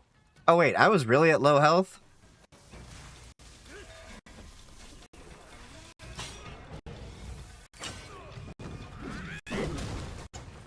Damn it. Oh, he kicked my ass. You want to know how much it costs for 6 doses of flea treatment for 6 cats? I have to get 6 because I have 4. Well, why do you have 4 cats?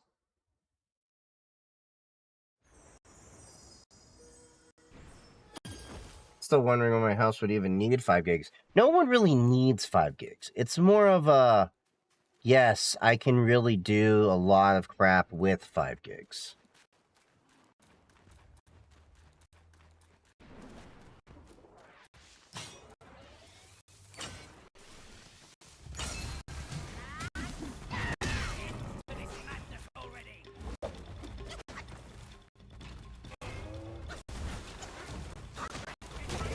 God damn it.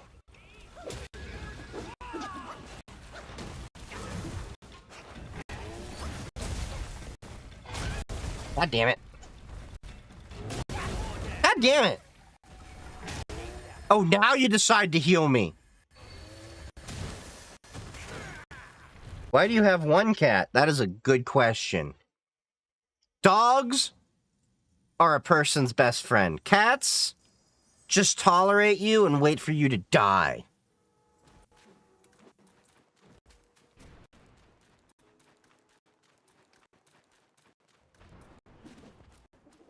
Pest control? You know, there are things called exterminators and mice traps.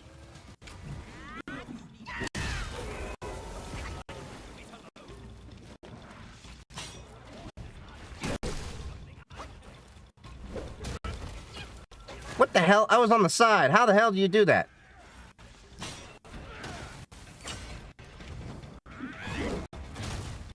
Shit.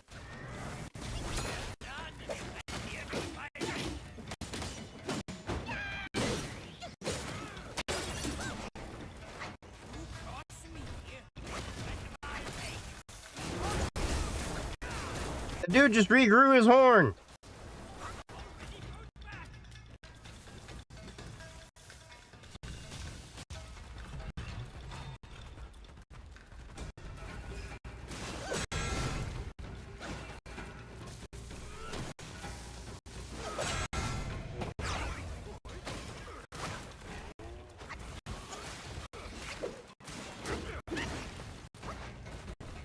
Come on.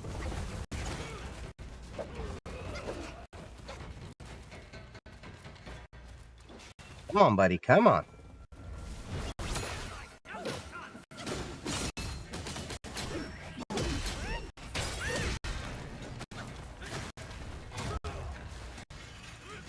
Miss me.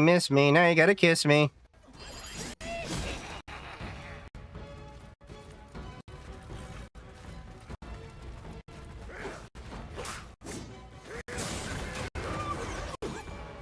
Shit.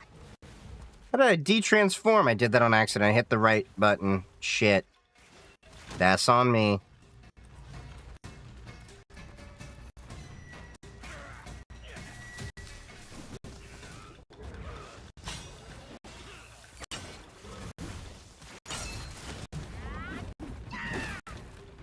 Yeah. He can move.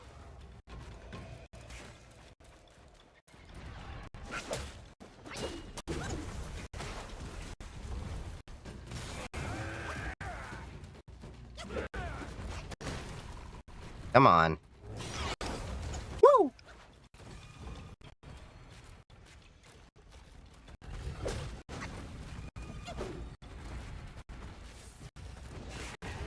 Toro.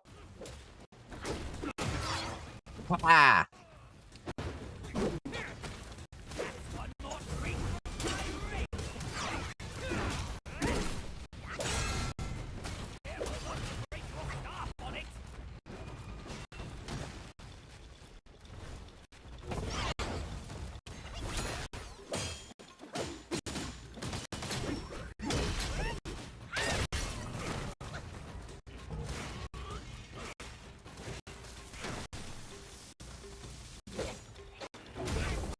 Shit.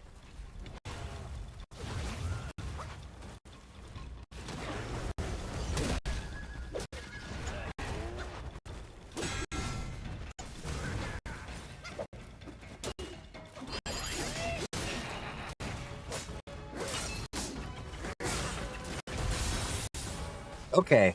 Yeah.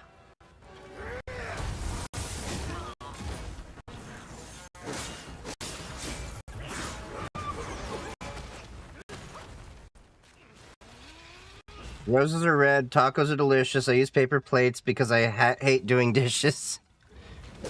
I mean, that's sound logic. Hey, shit.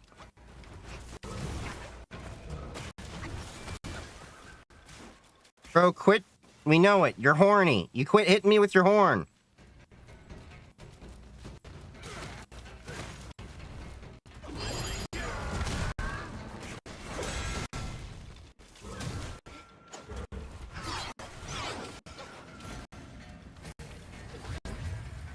Oh, now he decides to heal me.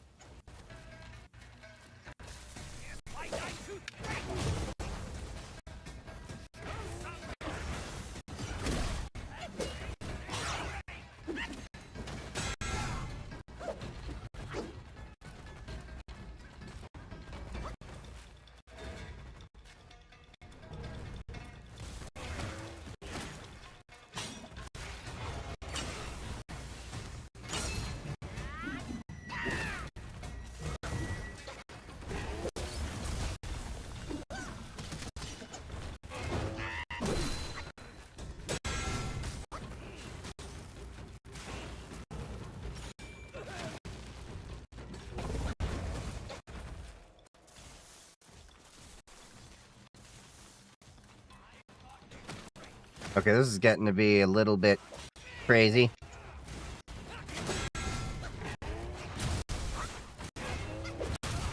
Shit, mistimed that.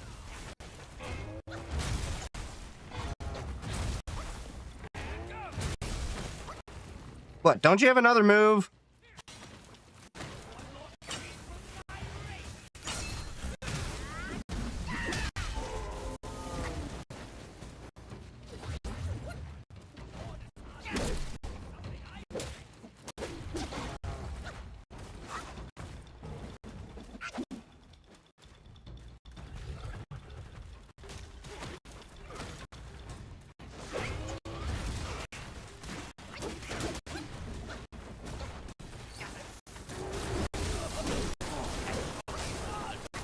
Shit. He's calling lightning. Okay, we're at least down to half his health.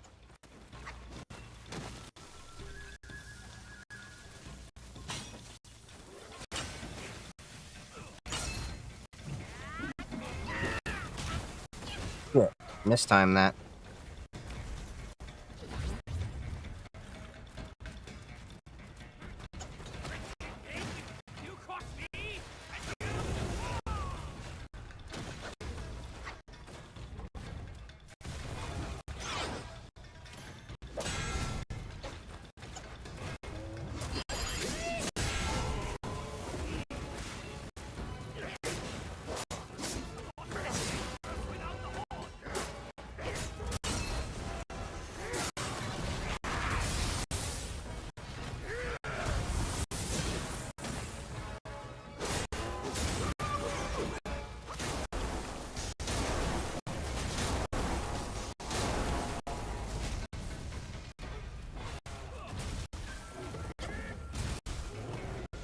Alright, let's see. Can I get another heavy attack, or is he just gonna be a little bitch?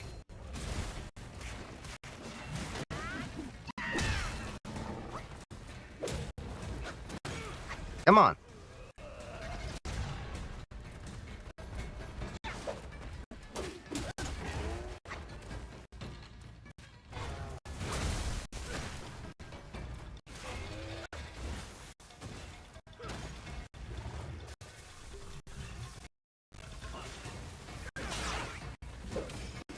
Woohoo!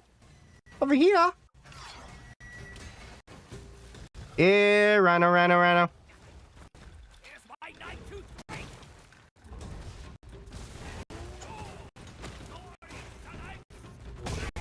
God damn it.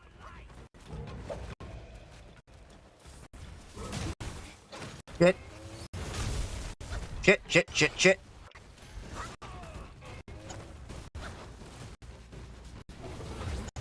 Oh, I'm at the edge of the map. That's why it's like doing that to me.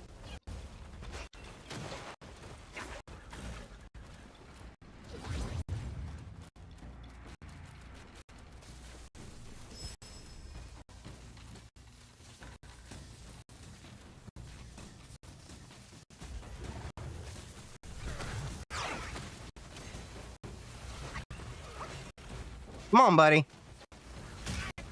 Shit. Mistimed that.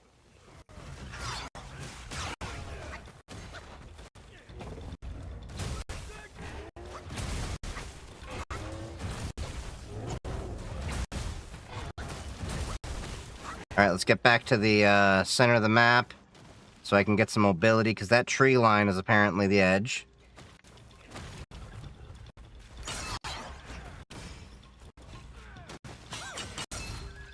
Come on, buddy! I quit backing up.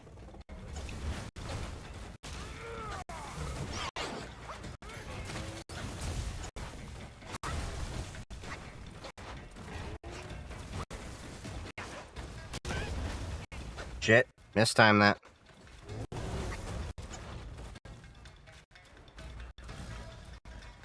Here, boy. Come on.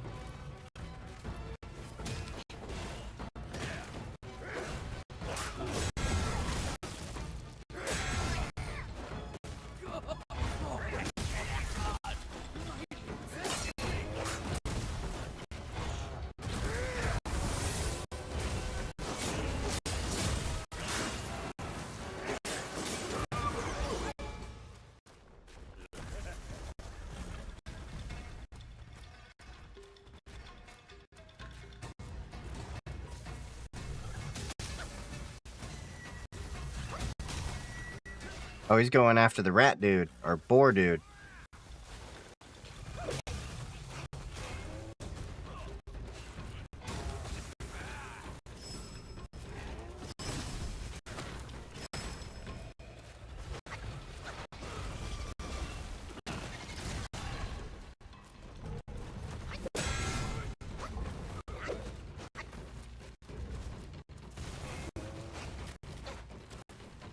Come on.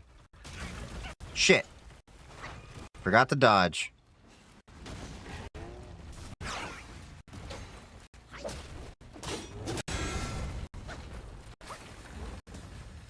Thank you for the heal, buddy.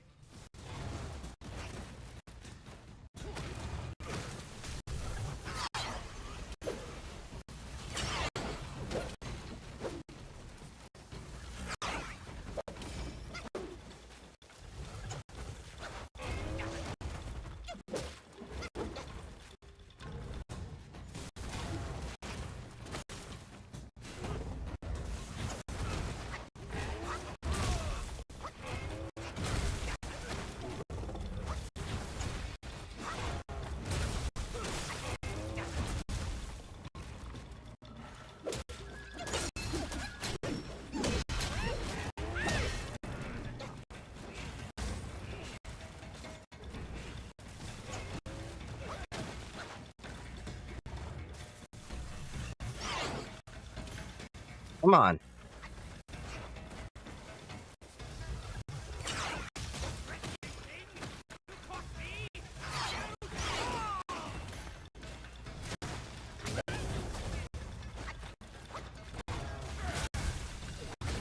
Alright, that is the last heal that I have.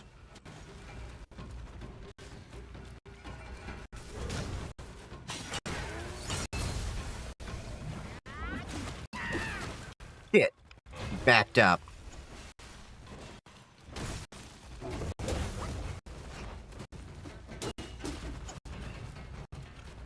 Get back over here, so I can hit you in the ass some more.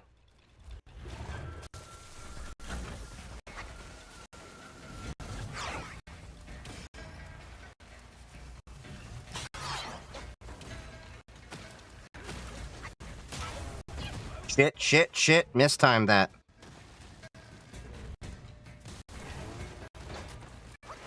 This is gonna be a very close one. Don't know if I'll make it.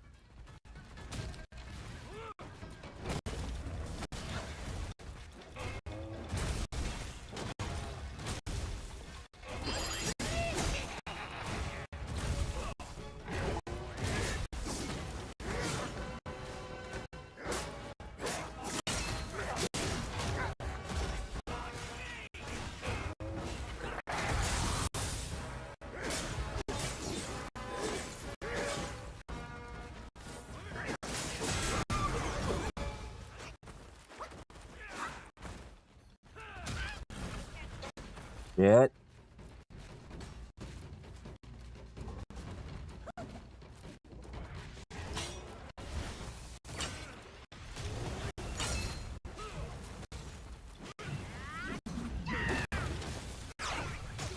I just missed him.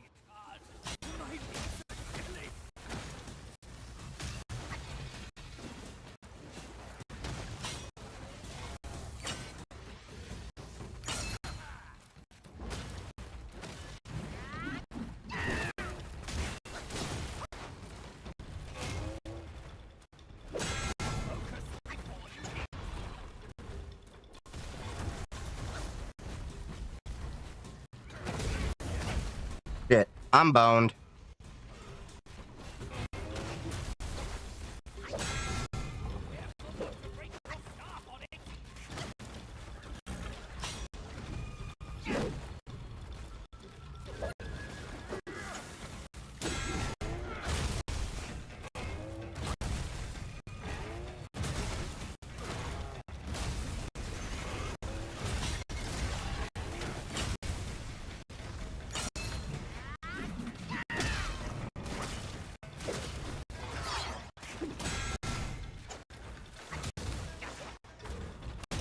Ah, so close.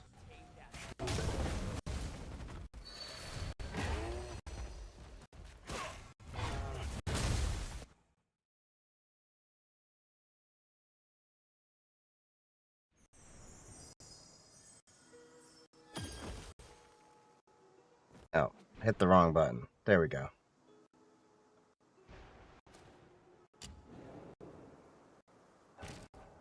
For some reason, my TikTok... Oh, TikTok was going through. It was just a lot of stuff going on. So, let's go and use the mine cores I have. Any issues at all with Proton in this game? No, it's been working great. I haven't had any issues. The only issue, of course, is the initial shaders that it has to generate before it starts. So it does take, like, when I first started up this game, about 5 or 10 minutes to load all the shaders and everything. But after that, works great. Haven't had any issues. It's totally worth it. I really recommend it. Now, I'm using Proton GE, just for clarification. I use that in general just because I notice that it gives a lot of better performance overall. That's the only thing I will point out.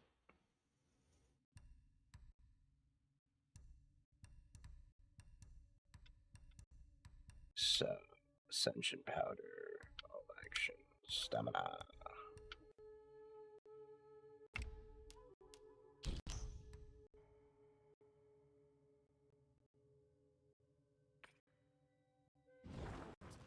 Greeting, brave one.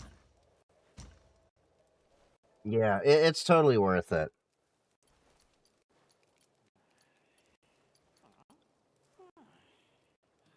Okay, so I need to remake the Celestial Medicines. Pills when spent can be remade. Mortals cannot. Okay, so...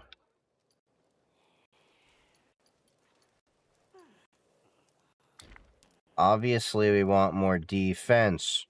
Defense. From yin and yang. Seek for Proton Up QT is a perfect little app. Which one's Proton Up? I don't think I've used that one. uncover the secrets Okay. of sky and earth. Max the health out. Little boost that I can do with that. Now, here's what I want to check.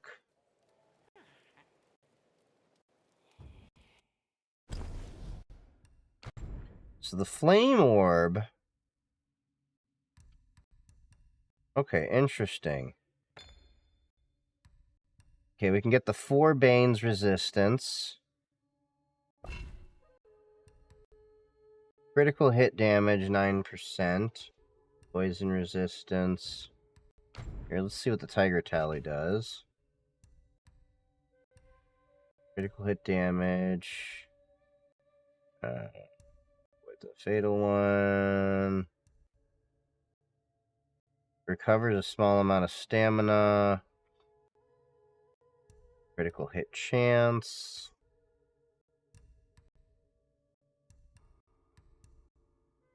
Considerably increases critical hit chance when health is low. That might be worthwhile, though. Because the light attack combo I can't really use as much. Okay. I got no sparks. May Lord Lao illuminate your path, brave one. So I've got 22 mind cores.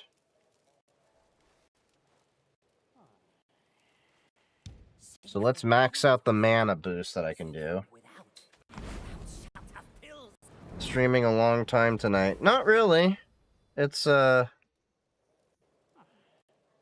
only been a couple of hours.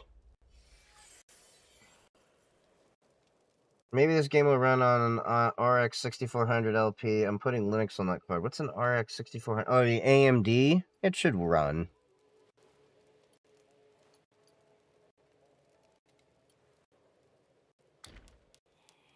Don't see right now.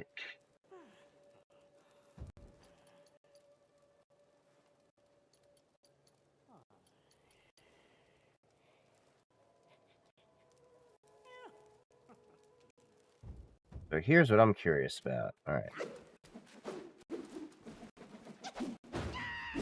How fast does my stamina recover now? Okay, it recovers decently fast. Self-refinement is the way to make golden pills. So if I... Let's give myself some more shock resistance for that thing. Integrated graphics are atrocious, especially Intel and Linux. Intel isn't too bad integrated-wise, but yeah, AMD overall is just better.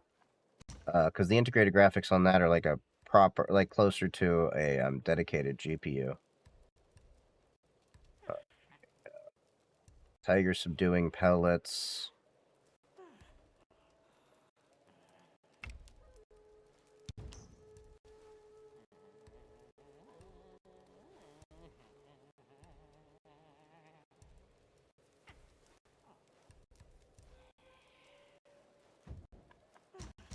Okay, what do we have in terms of what I can do for that?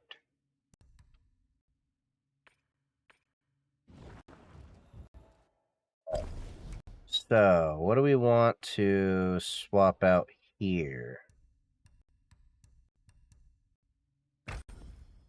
Tiger subduing pellets. We don't have any more evil repelling medicants. So...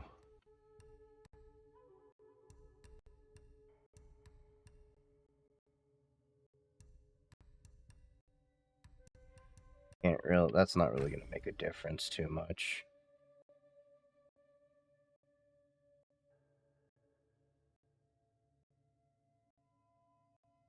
Being able to switch from iGPU to hybrid is amazing. Yeah. Alright. We've got that going.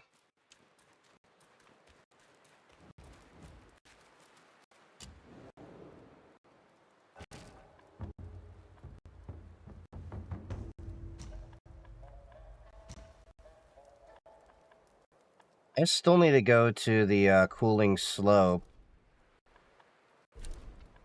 But this, no, the corridor of fire and ice. 'Cause I still gotta figure out that dude. Wait.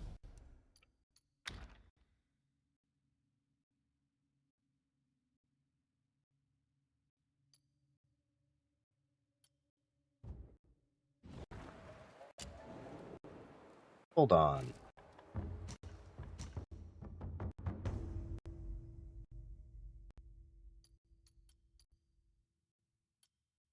Oh, no. It doesn't really help. Burn resistance, poison resistance.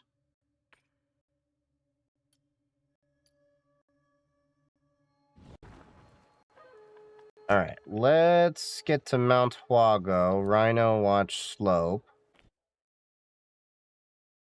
I think he's an optional boss, but I still want to take him on.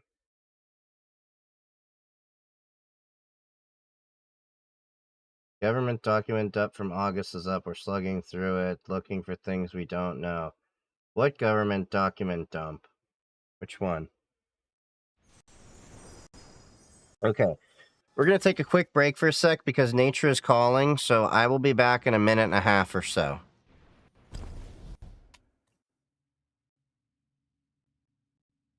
BRB.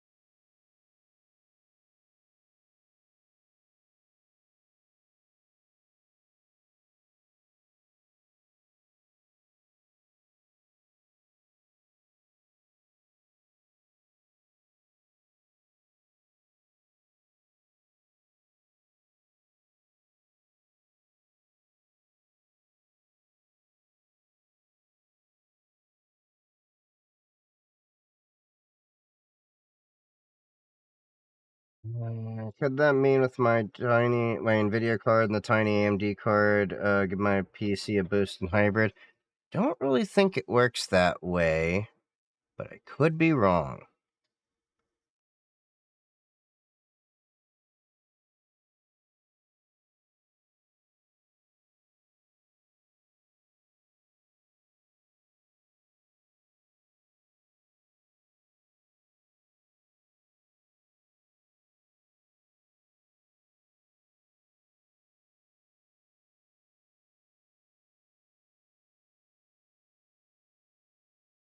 Alright, we use the enhanced ginseng pellets.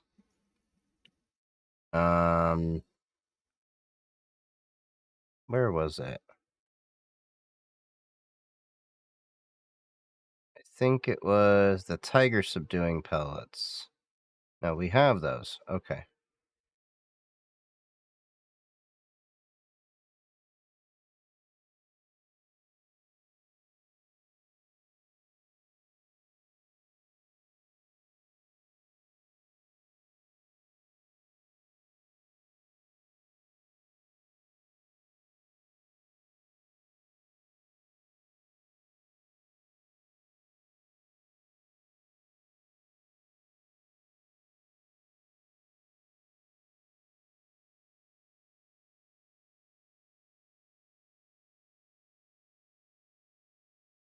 Alright, good chunk of health to start out.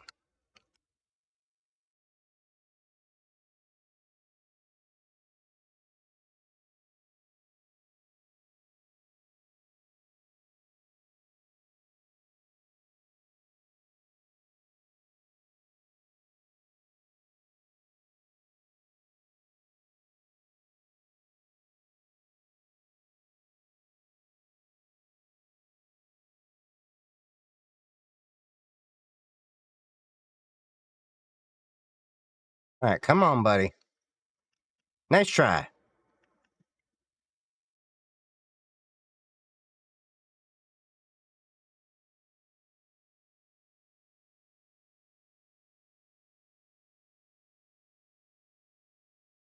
Damn it.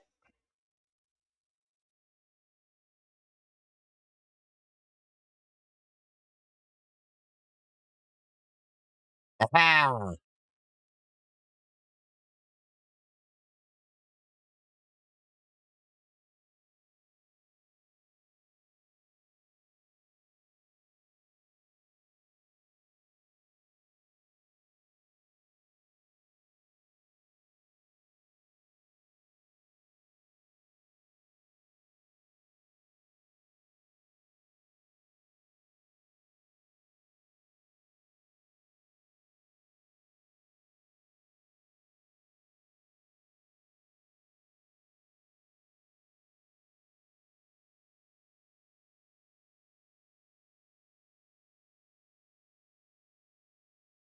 Okay, so basically I gotta build up focus on that dude.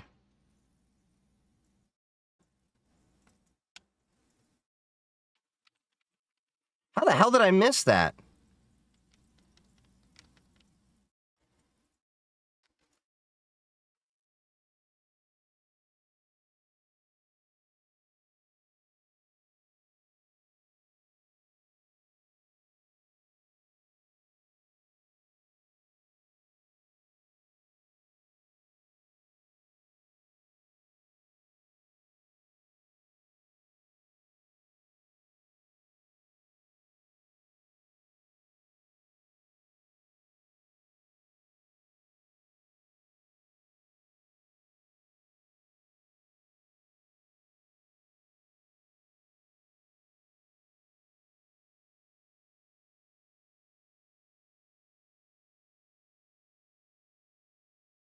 Hit.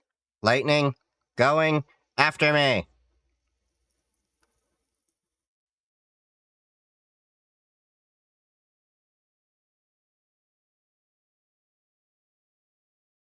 Hit. Mistime that.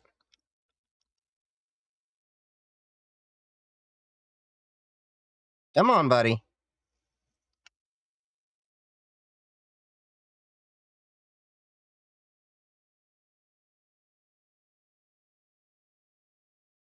Forgot, you can kick me from the ass.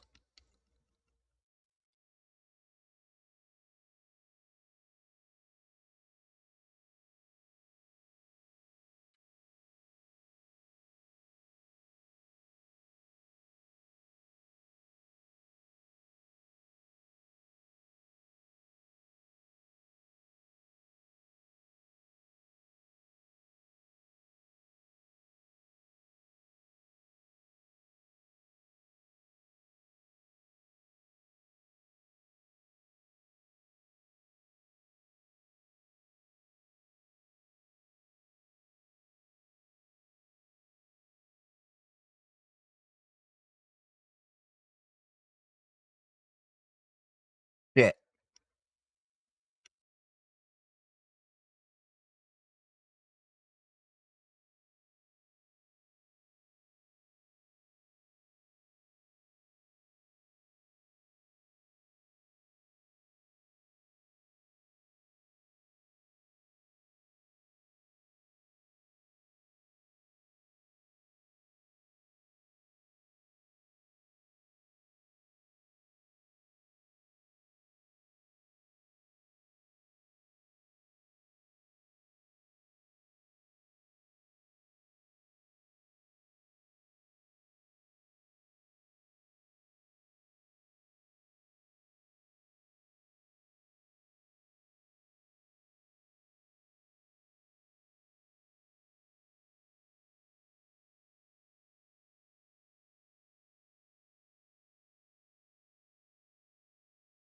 Come on, buddy.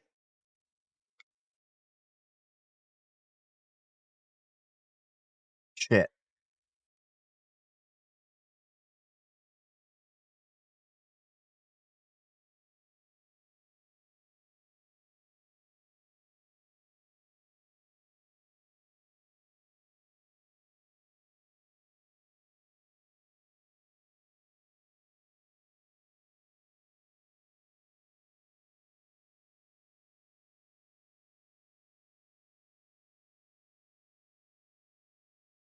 All right, keep him busy, buddy. Keep him busy.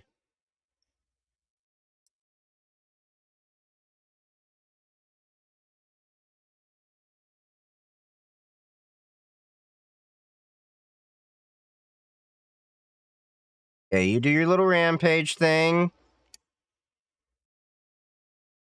How the hell did I miss that?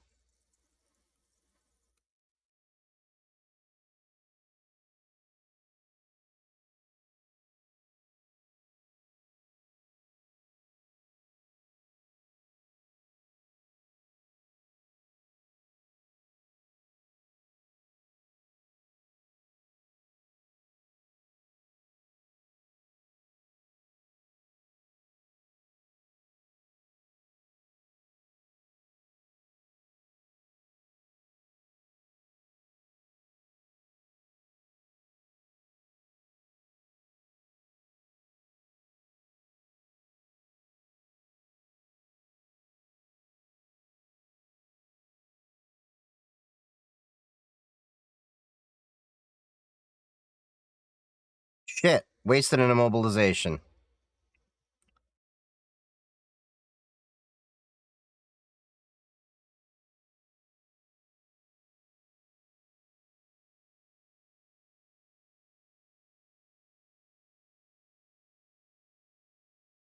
Probably gonna have to redo this one.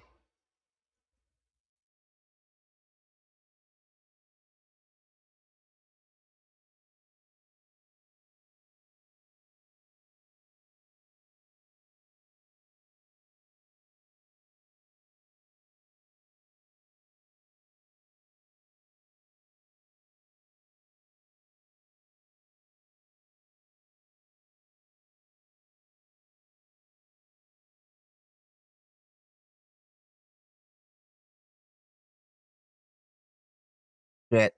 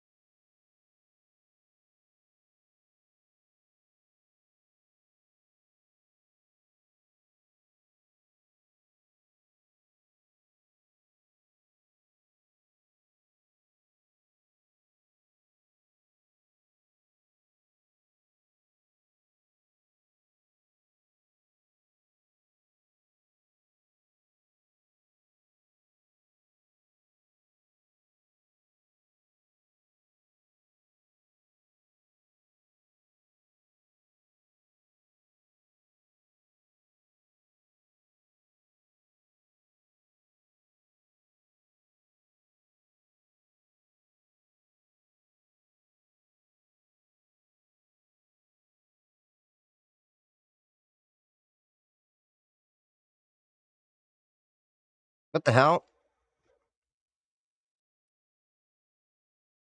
Okay. That's the first time that game's crashed like that. That's fun. This is Pop OS Linux.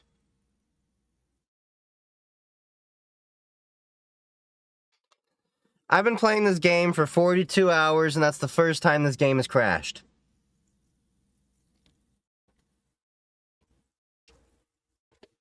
Oh, shit. I just realized.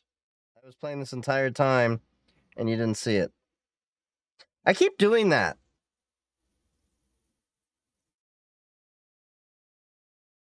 I'm a dumbass.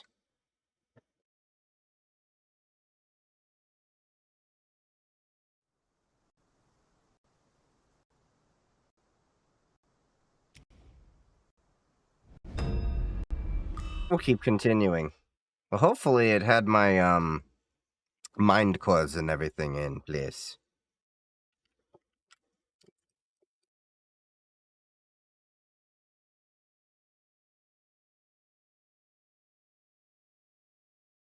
Yeah, the game crashed. I looked over and I'm like, wait, I can see myself. Wait, that means I only have been showing myself the whole time.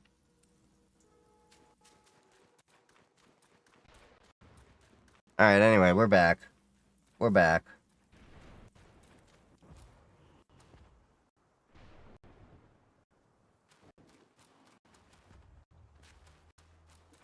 Wait. Why am I not at full health?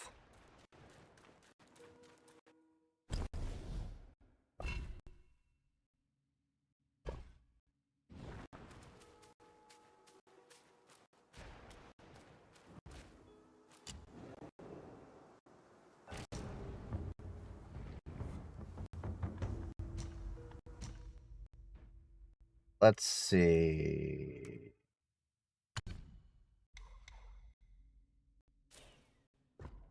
Let's reclaim that spark.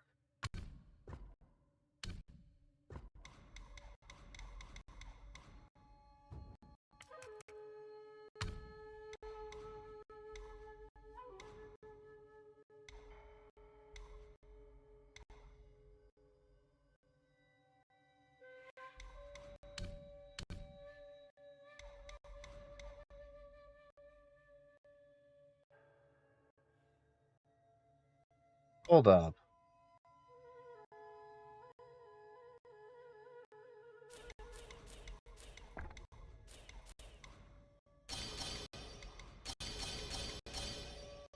Alright, let's try that. We'll put rock solid in. with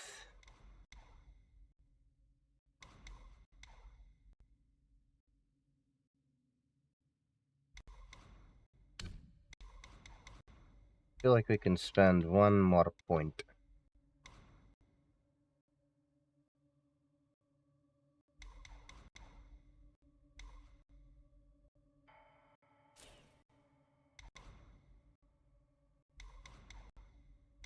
Slightly increased attack. Max mana is already maxed out.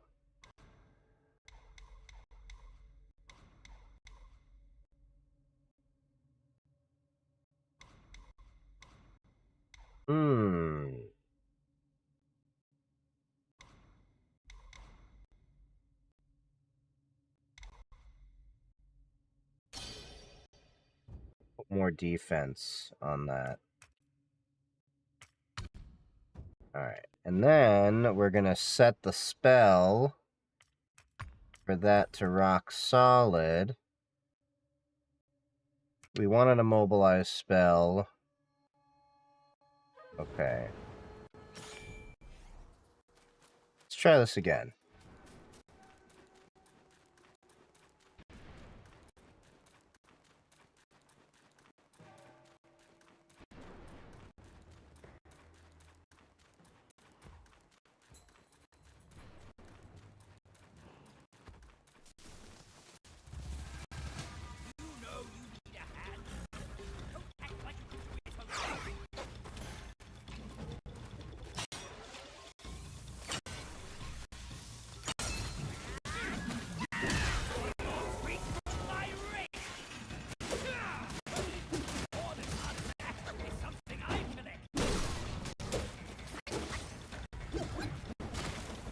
Come on, buddy.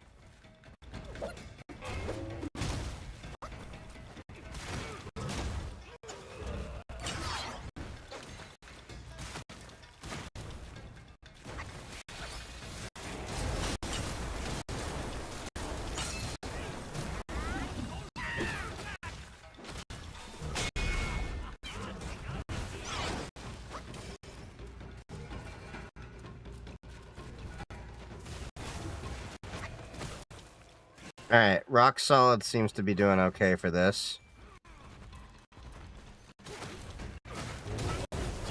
If I can time it right.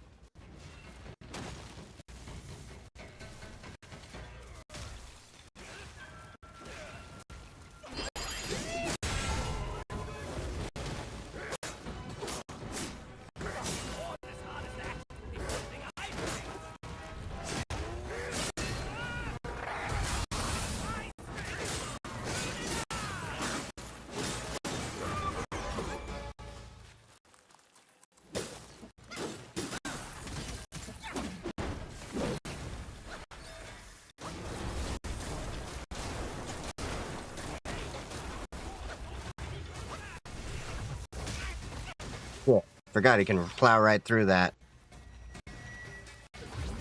Alright, first heal. Come on, give me that focus. Shit.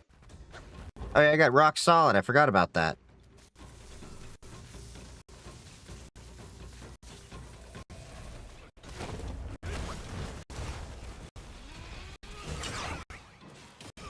Okay.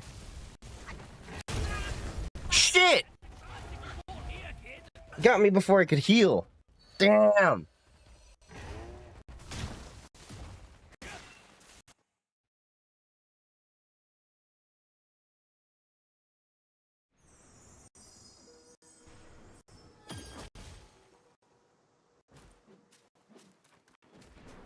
I think I was doing okay with that one.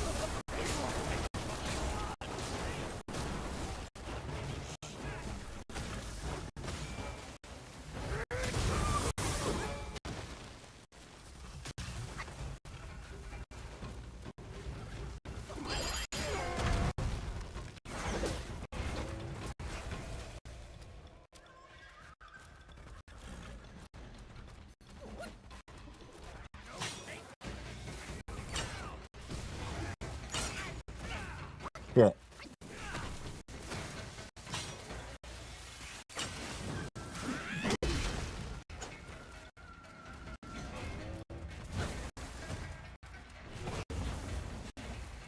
Come on, buddy.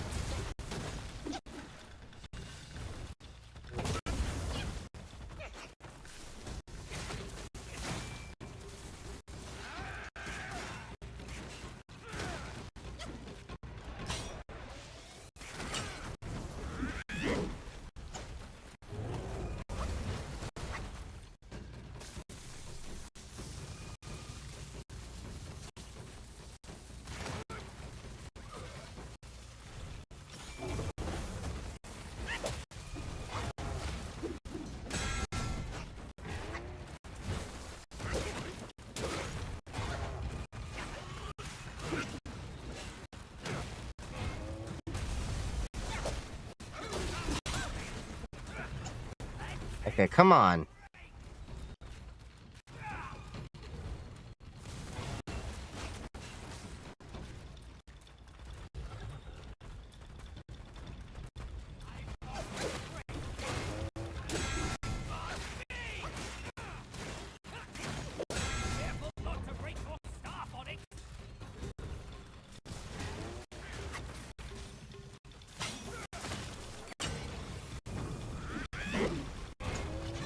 That dude keeps backing up.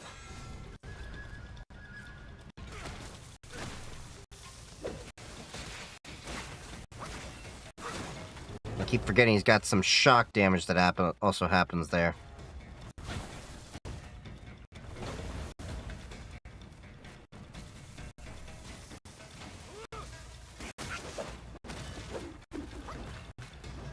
Quit running away, you little bitch.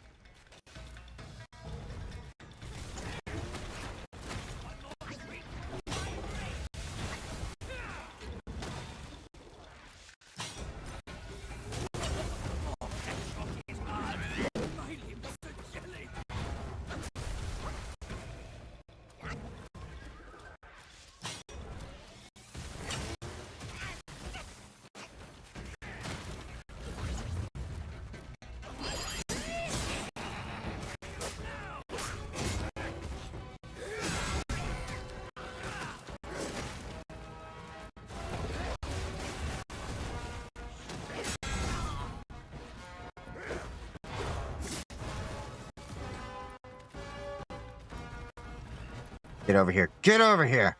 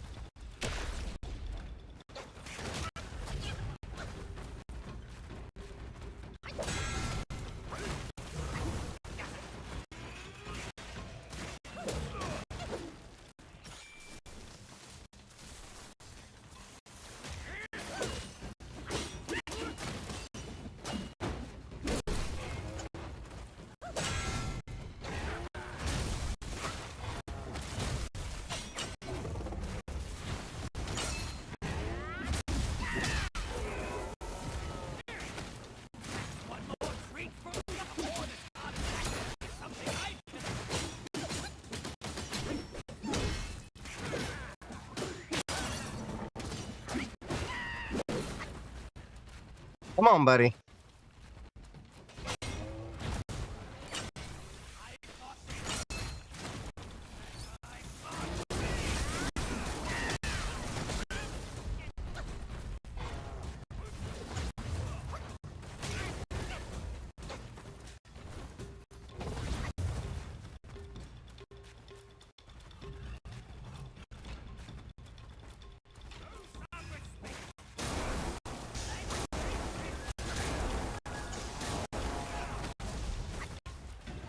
It's Pop OS Linux.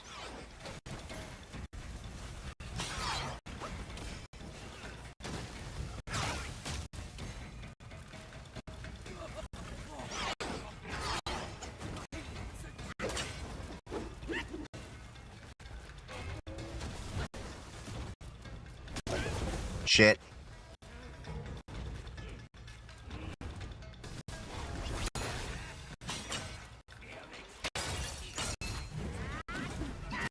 Shit.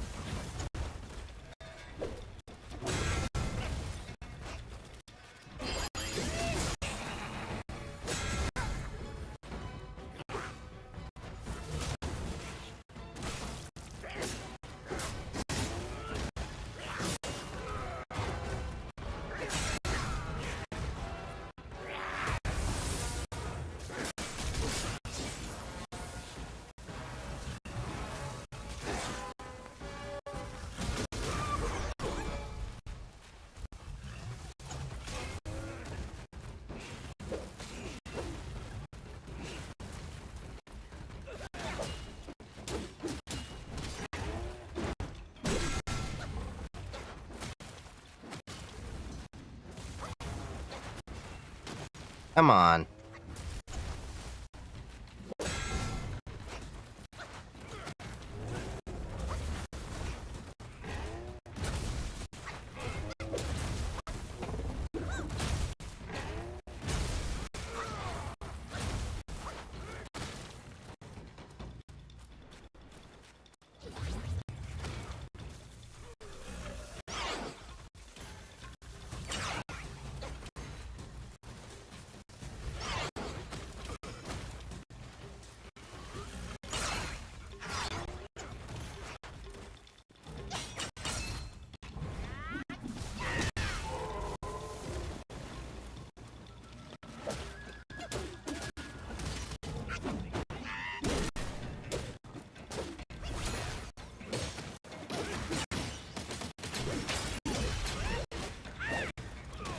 Yeah.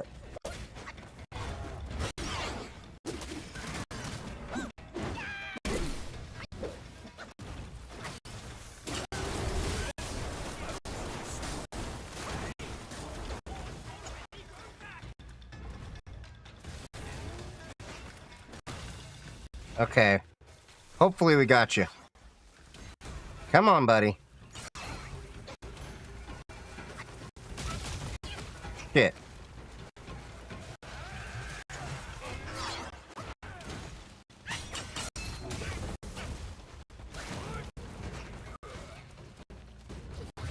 Alright, we got one last sip.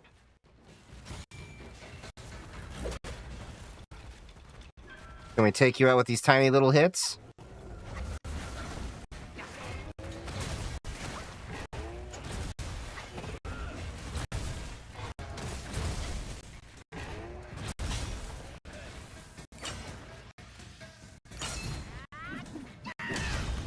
There we go. Woo! God damn, he was hard.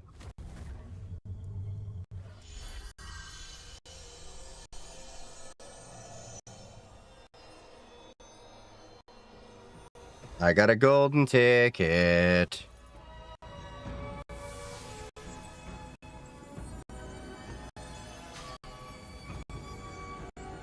Ooh, shiny.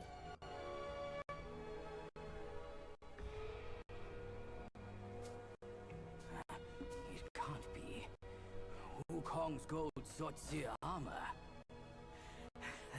monkey was full of surprises, just like me.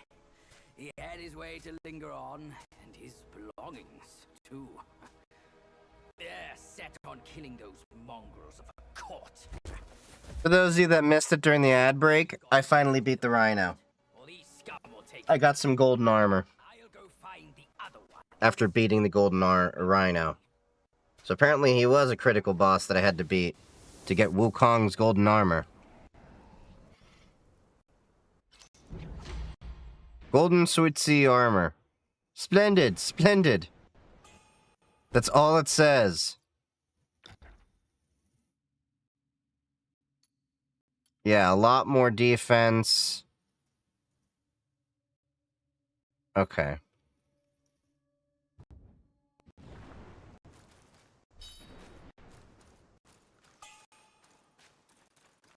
And I got a mind core. Alright. Come to me, flying Nimbus! See, now I know where the Dragon Ball got the idea of the flying cloud from. It wasn't original to them.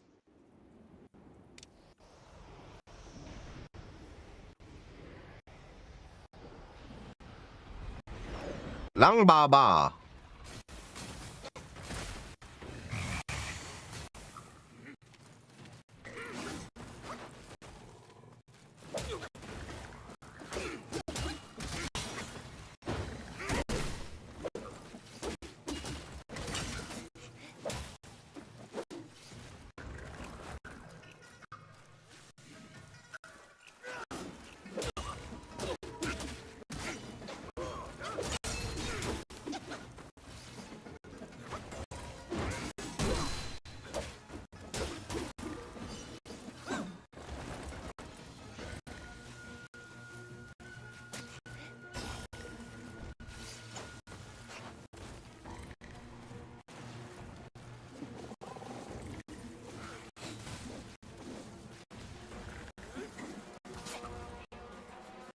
Goddamn frickin' archers.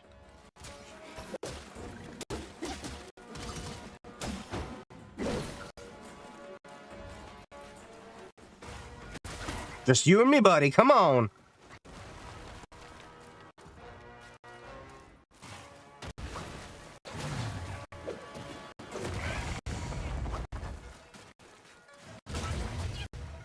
You just chest bump me. Fuck you.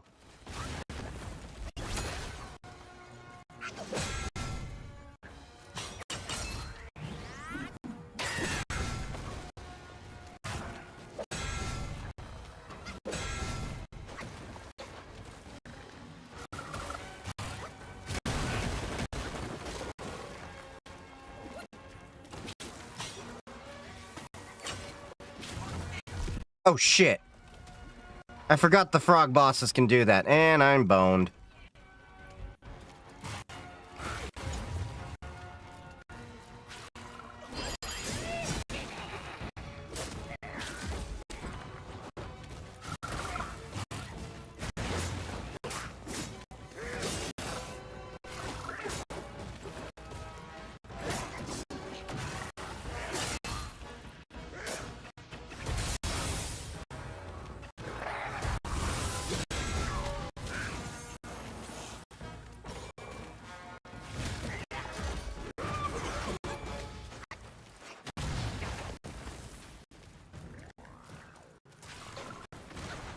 Okay.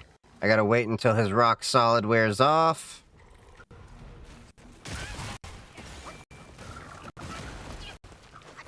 Well, yeah, just bone me left and right, why don't ya?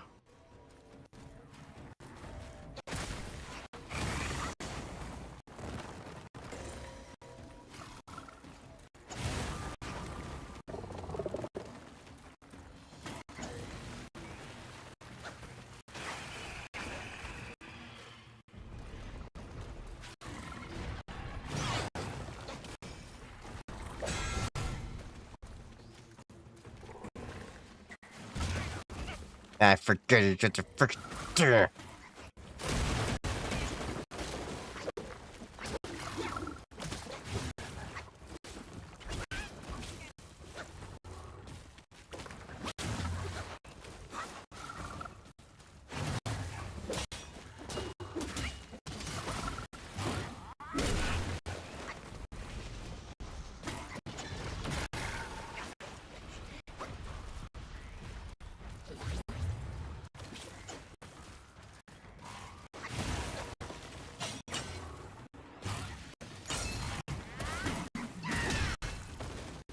Yeah, that's right. Smack you down and a headbutt. Stay down, bitch.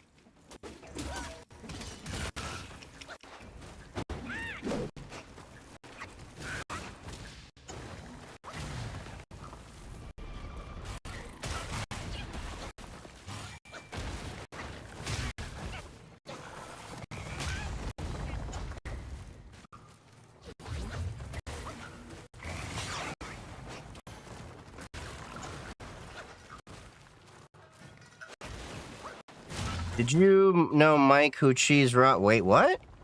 No. Was that even English?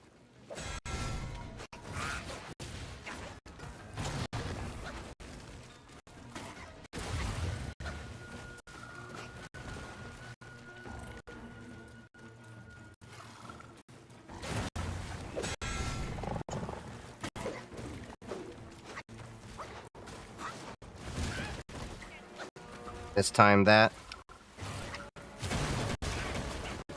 Mistime that. Shit.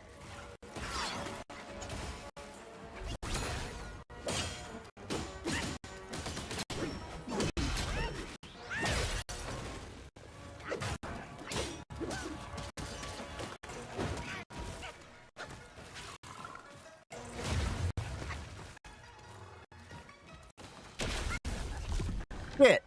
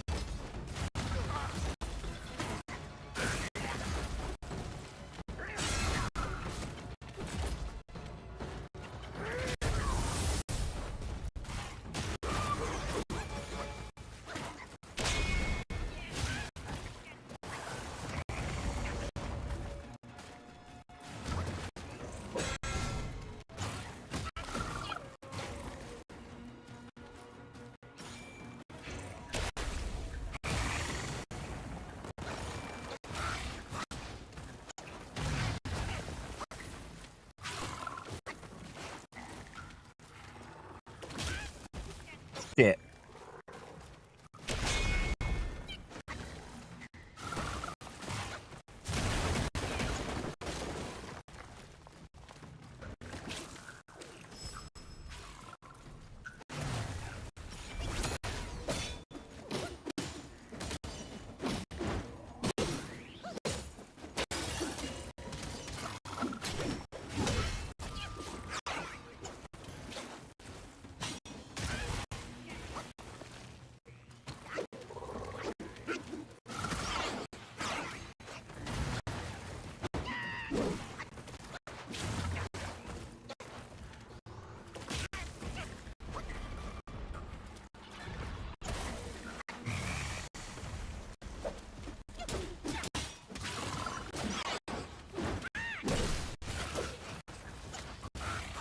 Quit doing your stupid rock form. And let me beat you like a frickin' frog and eat your legs.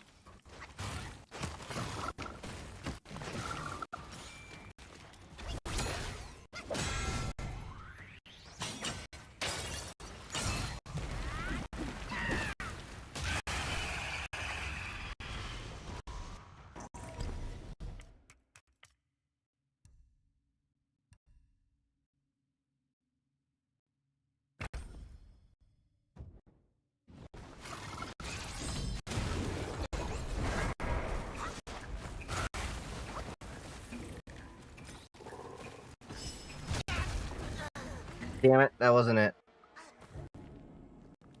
That was the wrong frickin' potion.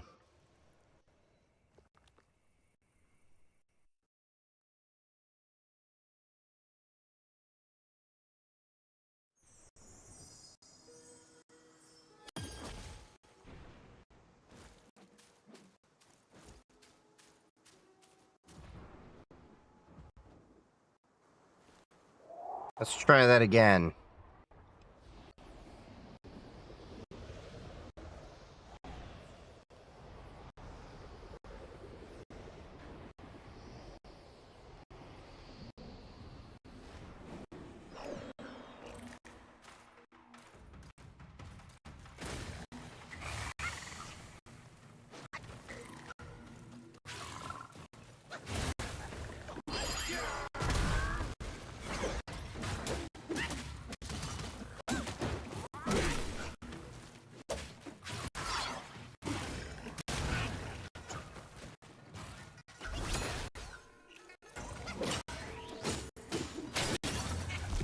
Shit!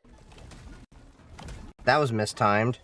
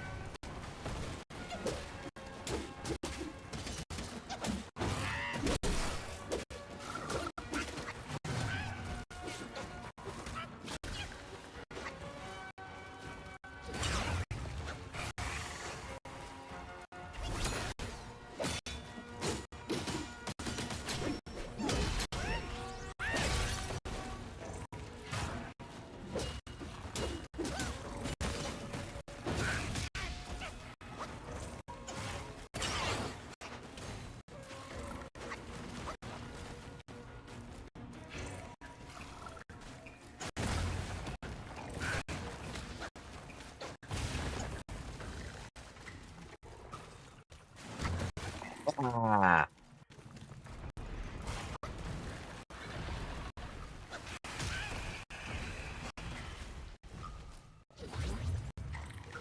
Okay, come on. Come on, Froggy. Turning into some frog legs soon. Eat you up.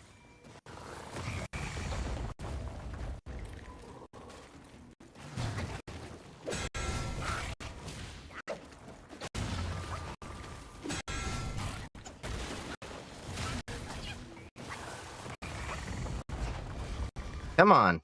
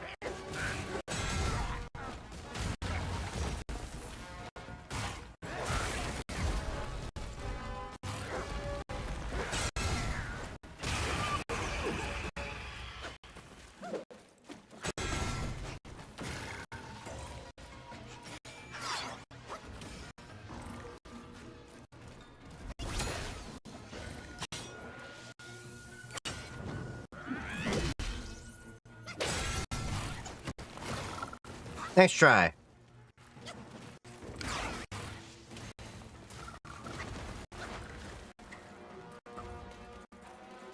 Okay, we almost got you.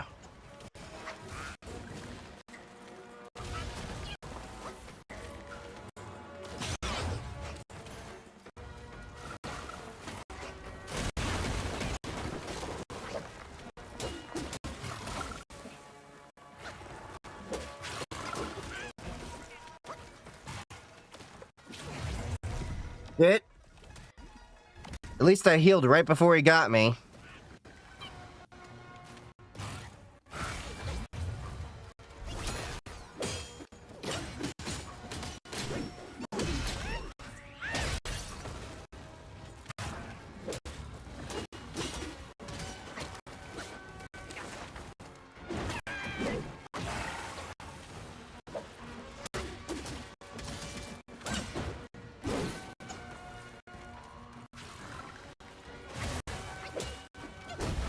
There we go. Long Baba is no longer around.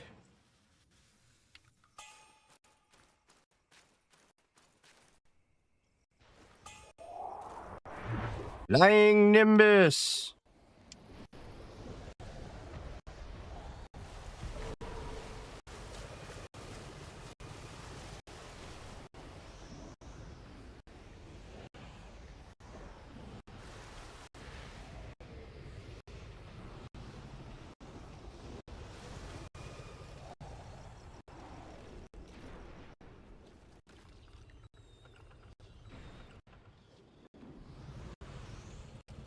See, you would think there would be more enemies or something. This is where it gets kind of barren around here.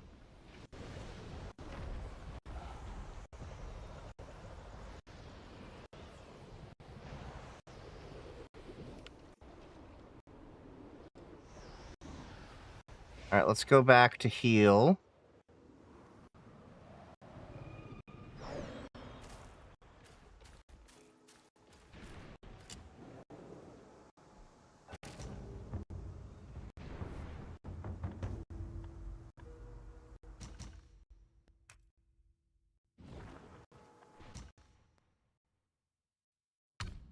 Okay, so I do need to reclaim these.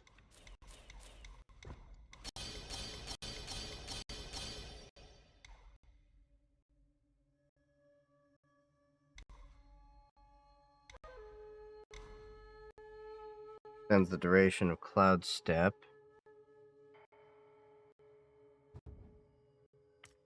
Okay.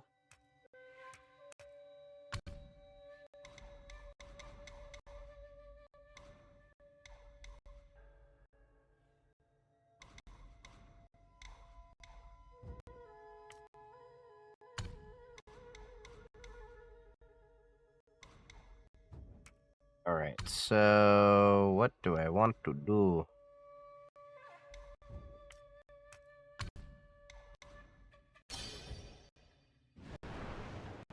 And then let's set the spell so I can actually use the right spell.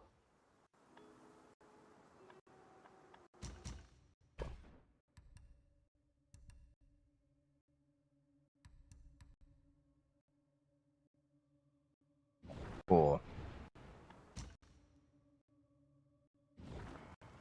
So what's the new curio that I got?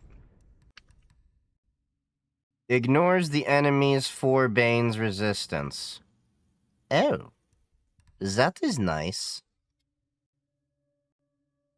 That'll be useful in some other attacks.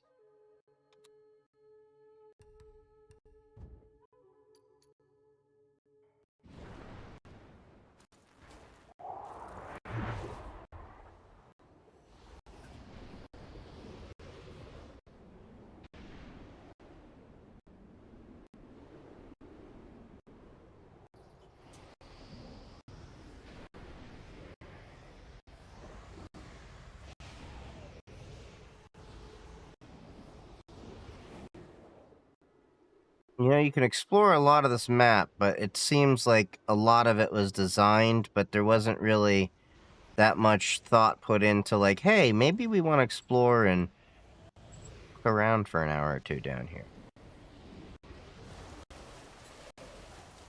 Like, so far we got Long Baba, we had the Golden Rhino, but, like, it's so empty around here.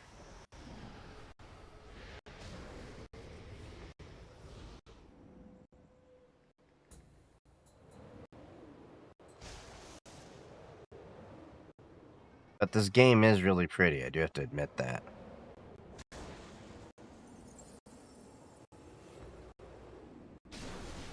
Ah, there we are. Another shrine.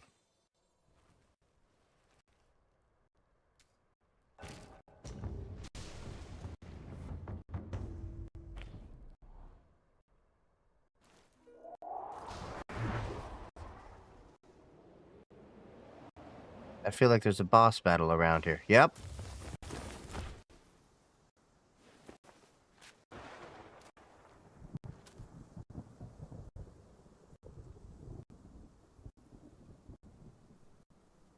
Is there like some kind of cold resistance? Because there's like ice out of nowhere.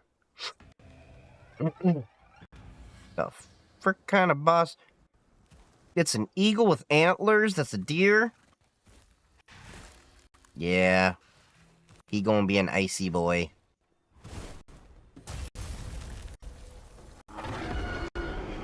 Cloud treading deer.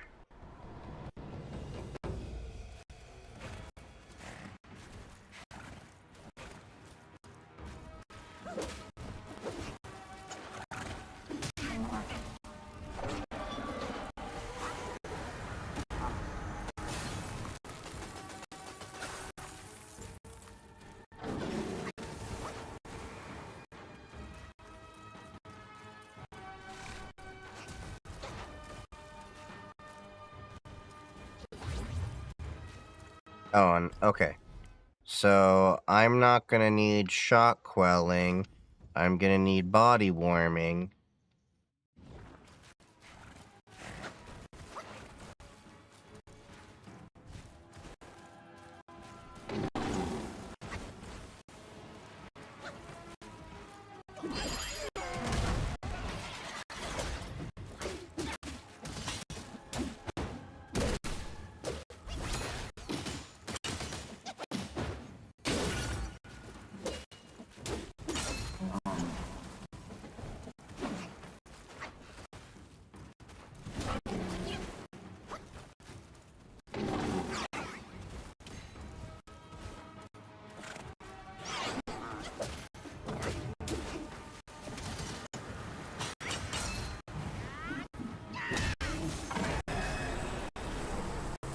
Yeah. He just yeeted me. The yeetus deletus.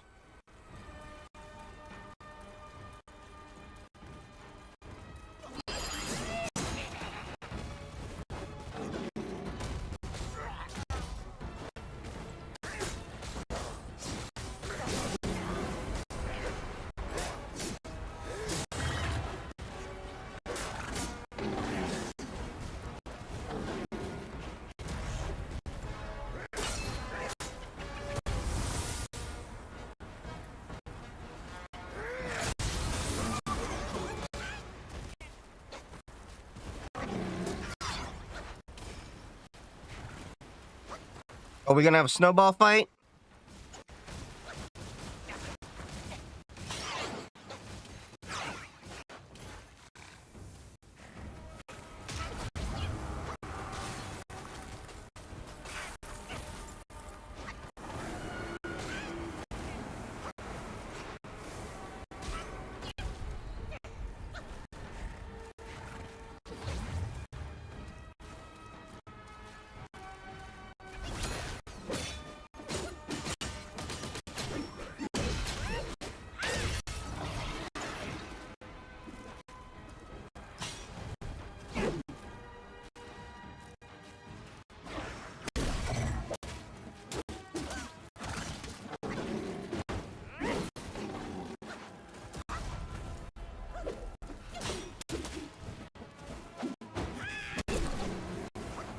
Come on, buddy.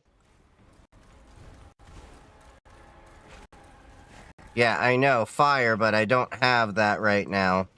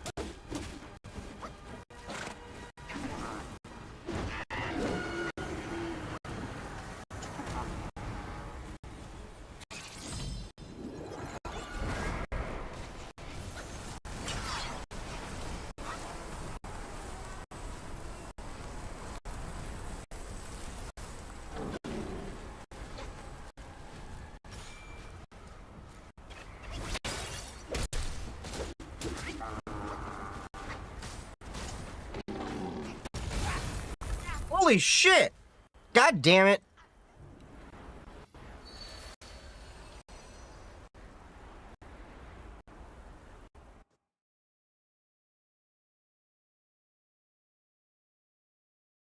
Went like from half of my health to nothing.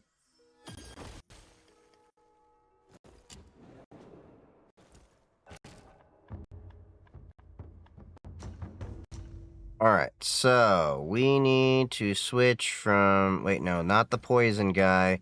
The fire guy with red tides.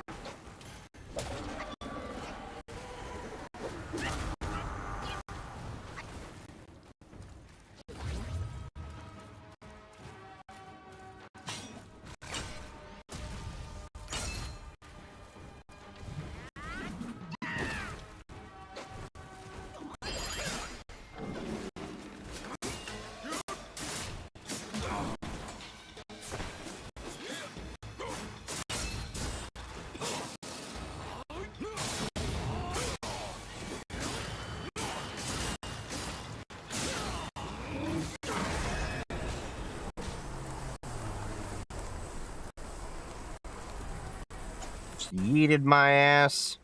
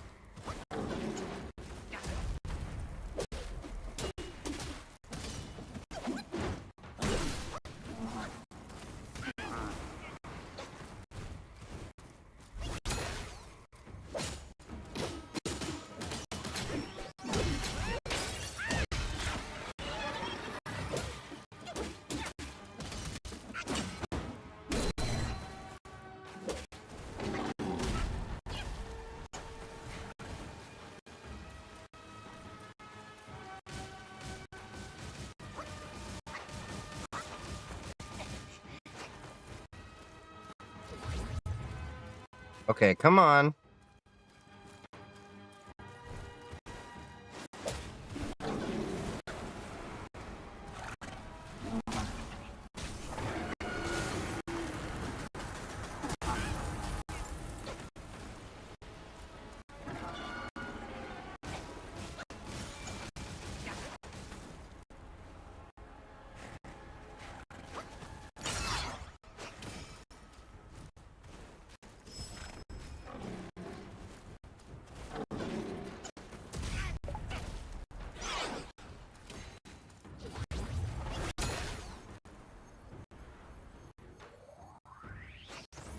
What the hell?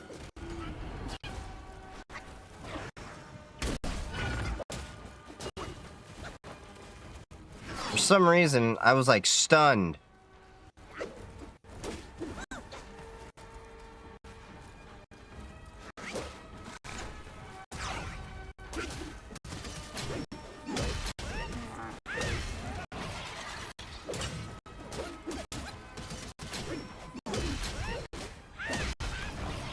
Okay, one more hit. Oh, wait. No, no, no. Are you fucking kidding me?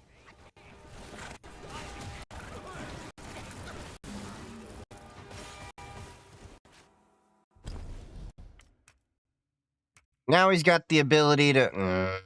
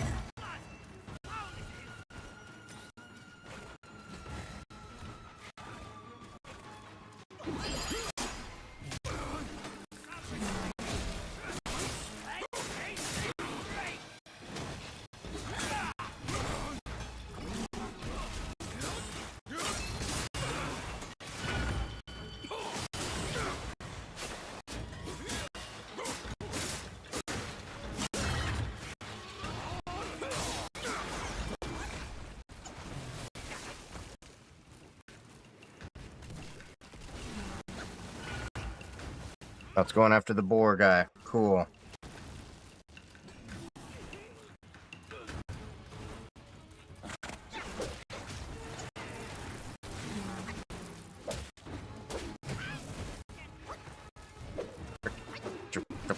Fuck you. Poison my ass.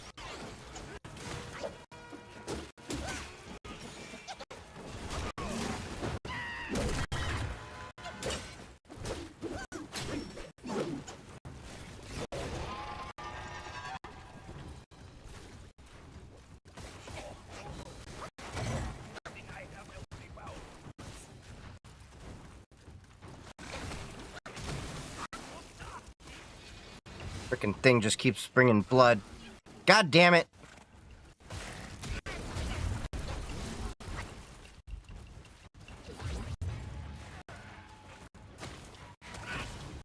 Shit, why are you not frickin' using your...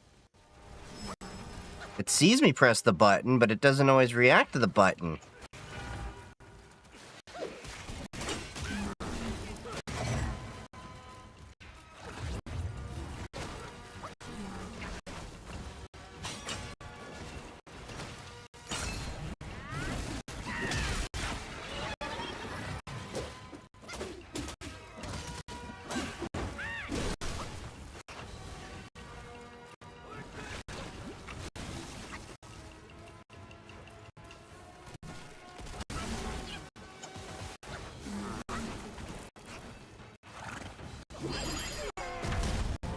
There we go.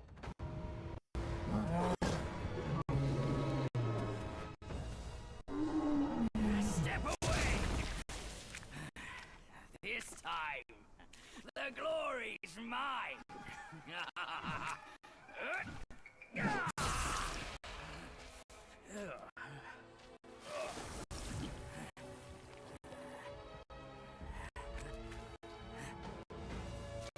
Where'd the body go?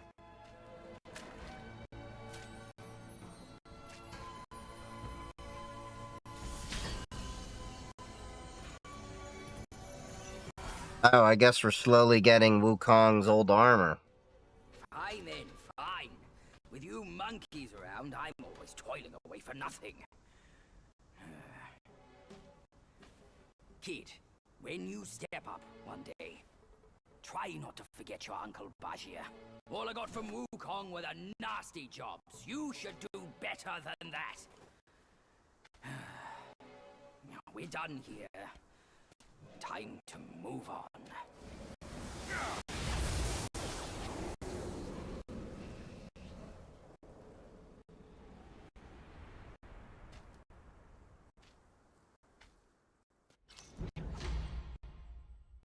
Lotus Silk Cloud Treaders. What did I get? Cloud Iron Leaves, some Vine Gold Thread. So now I've got... Oh yeah, he's got a lot more distance. And more stamina.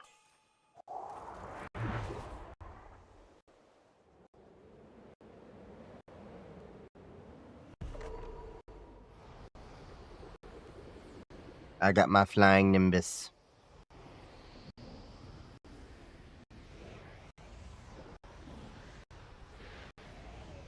Okay, what's next?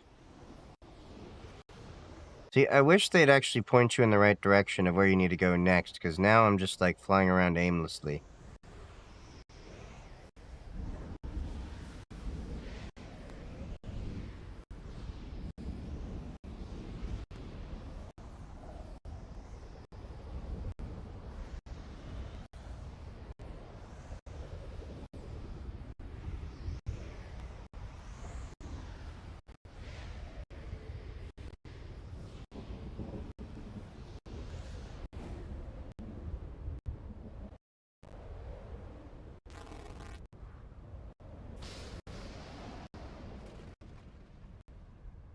So where the hell am I supposed to go next?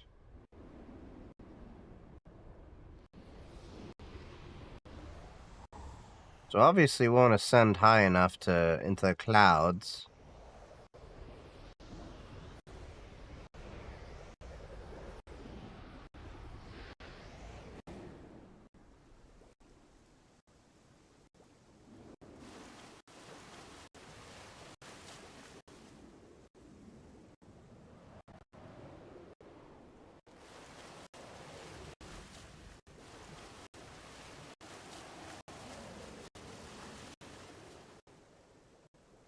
Looks like there's some kind of creature there.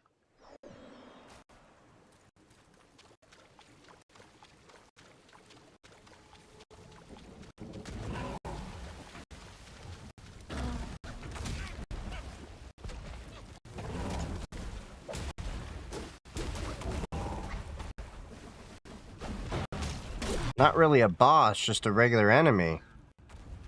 Interesting.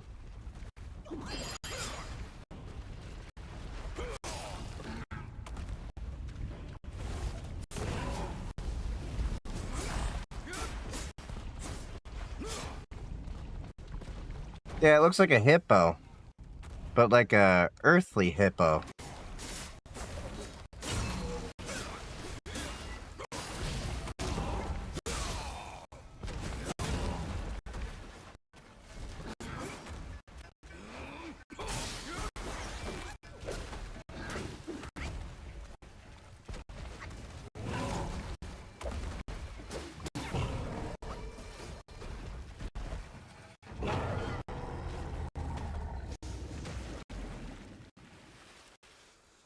Interesting.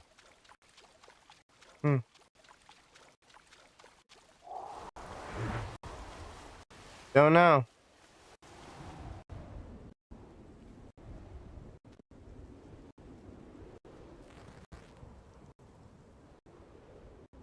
Okay, so where the hell am I supposed to go now?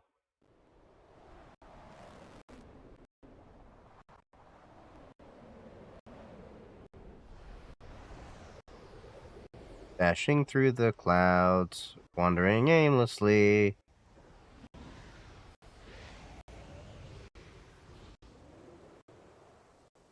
Some interesting animations. Oh yeah, the artwork and detail in this is freaking amazing. There's just a few complaints I have, like, one, there is, so many invisible walls. Two, there's little things like this where it doesn't really give you any direction of what you're exactly supposed to be doing.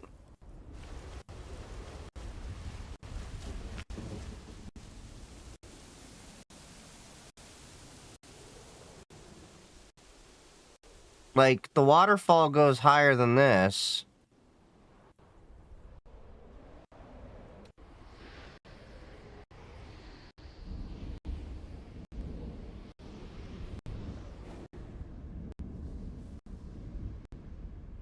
See some things shining there? Is that just...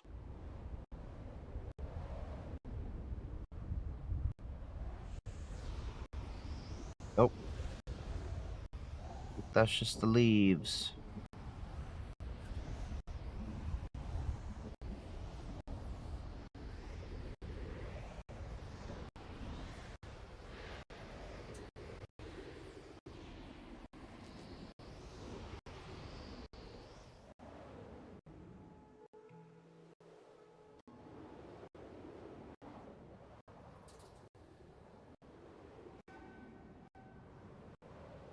I do like the fact that I got a Nimbus at least. The only thing that sucks is I can only use this on this mountain.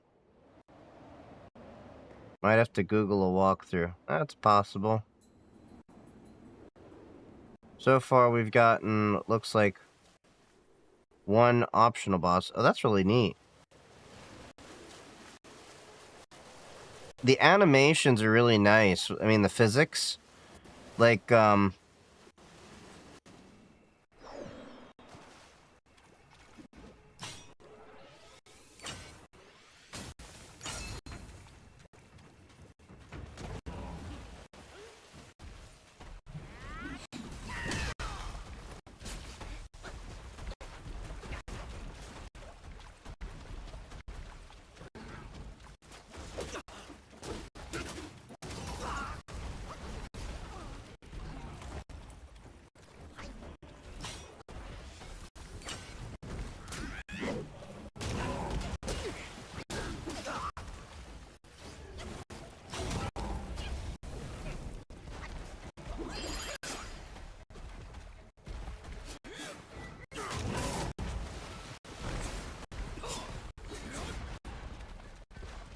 come on.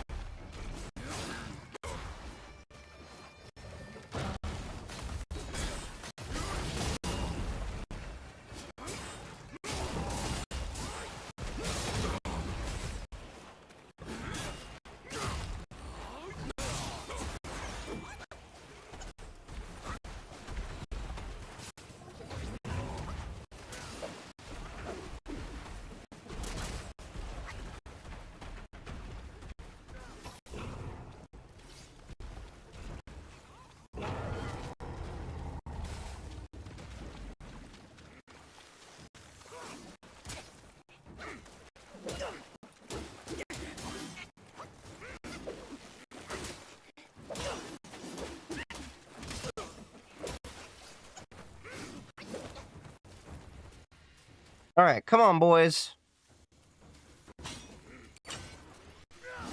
Who gets first dibs? 2 for 1.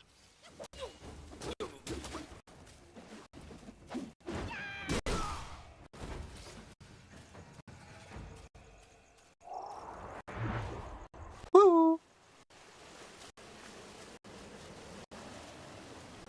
There's a lot of these hippos now.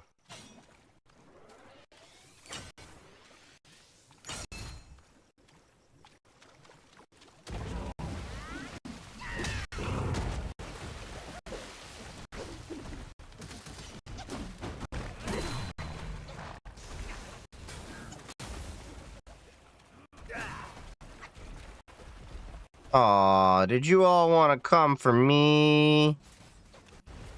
God damn it, frickin' Archer.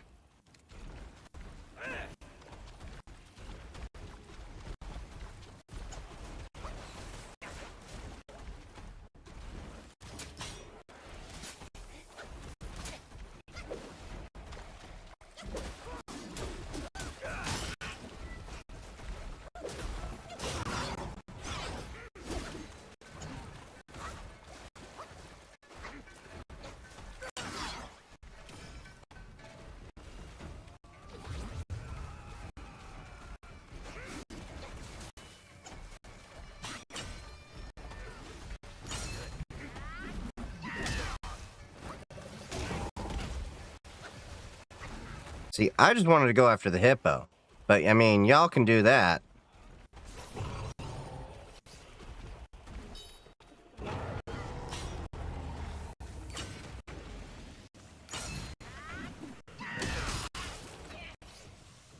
Okay, now it's just you and me, big boy.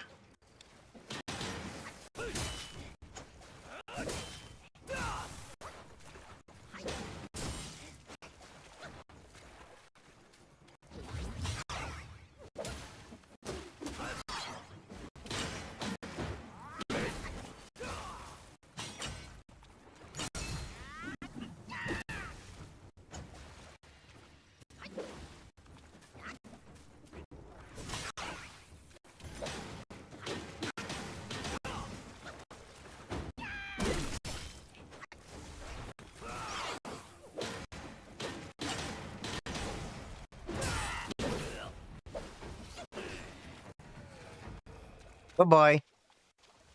Thank you for playing. Come again.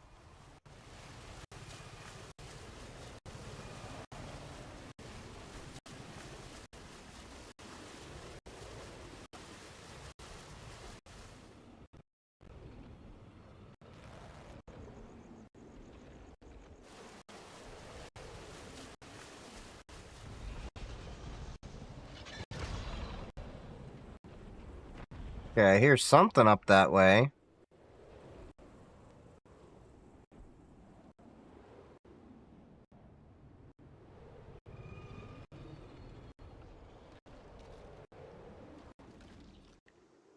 Ah.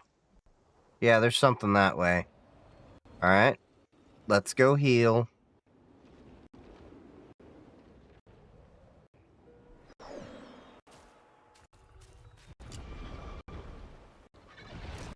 See, like I said, they just don't really, let you know what you're gonna need to do in this game.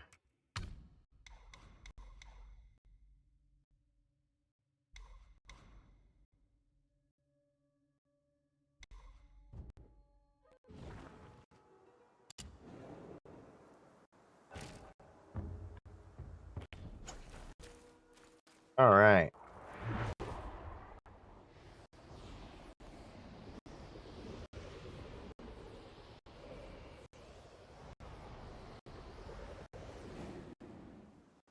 I just sworn I saw it earlier.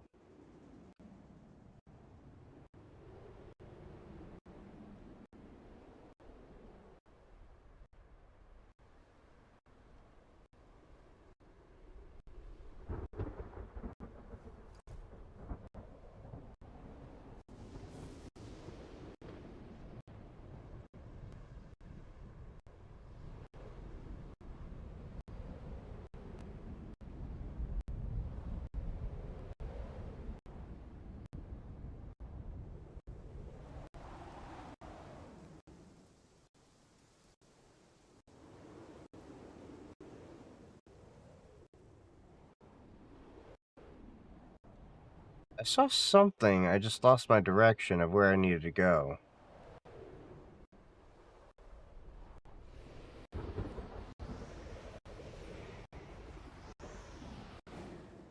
There was something that was screeching.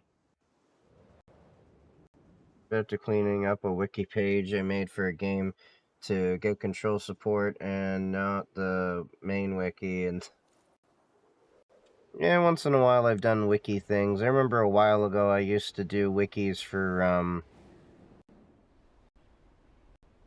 you know, some games and stuff, but... Okay, where the hell was it?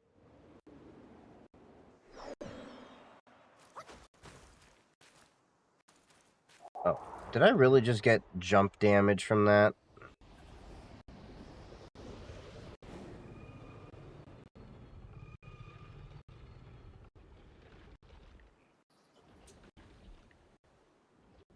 Oh, there's something over that way.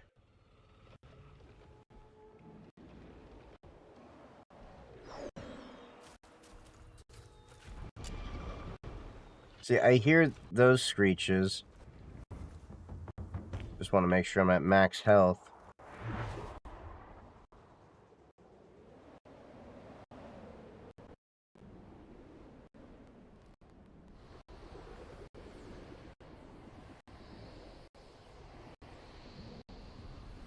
It looks like it's that thing.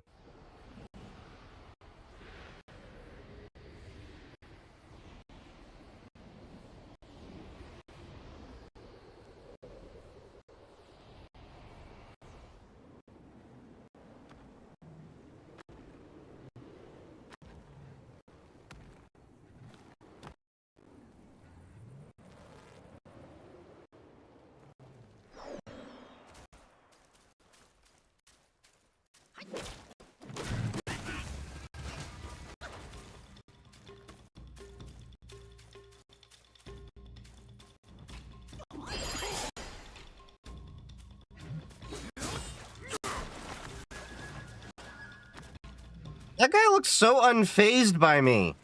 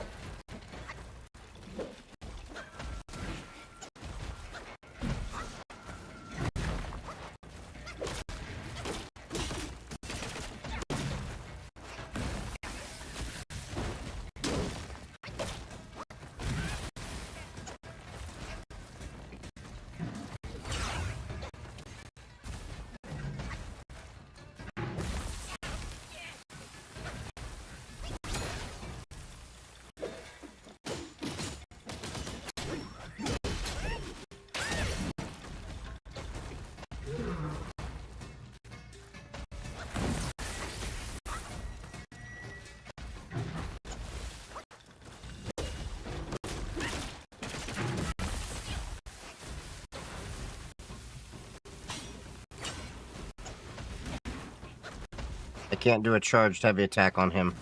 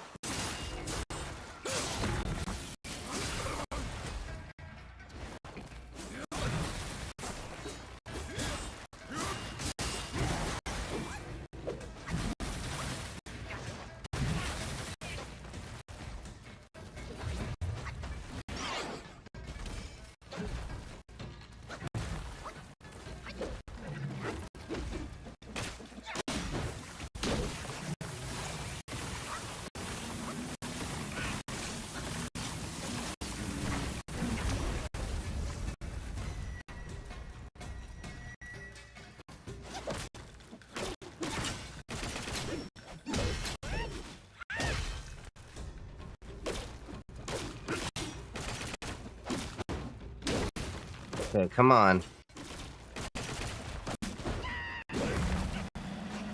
Almost there. Almost there.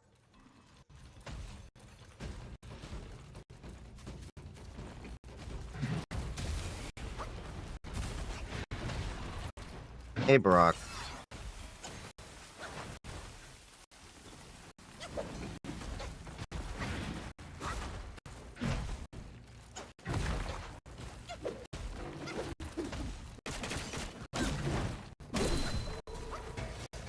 Hooray! We got the Son of Stones. Is it steam? Wine? It's proton. Yay, we got the Mind Core.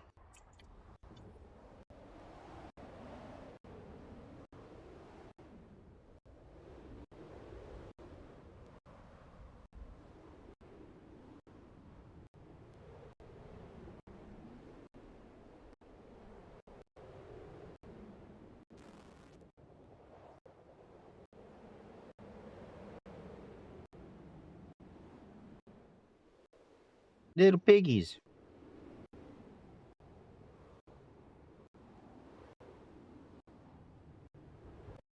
Like I said, they really need to add, like, some more stuff in here. It's like, it feels very barren in this area.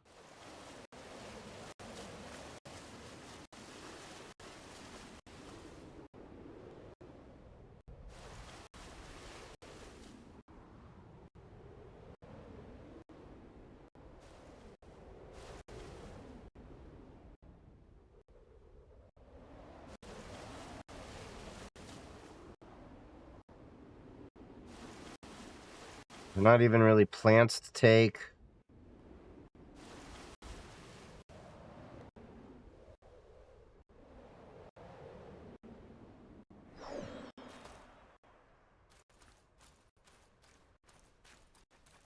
Why'd you make me get on foot?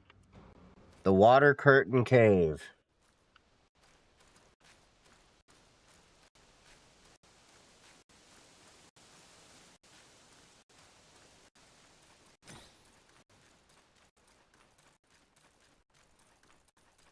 Is there a shrine around here, or... It's in there. Okay, so we found the Water Curtain Cave.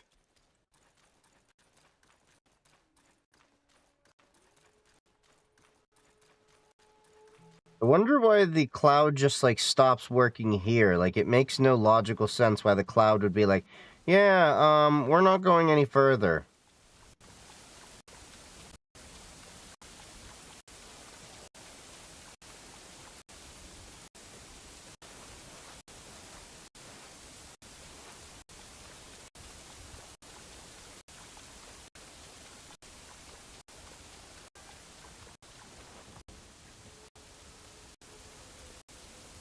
Let's see.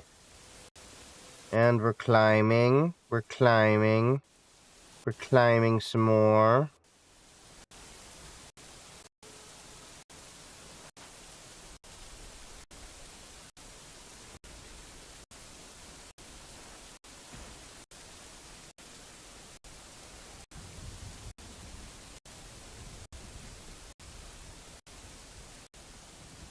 Okay, we see some lanterns.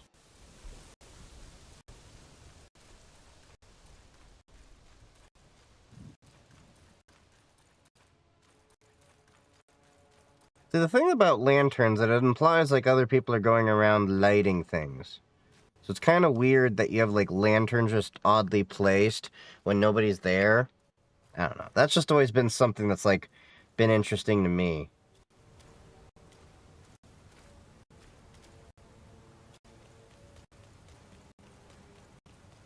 Guess they're using them as markers, but, like, still.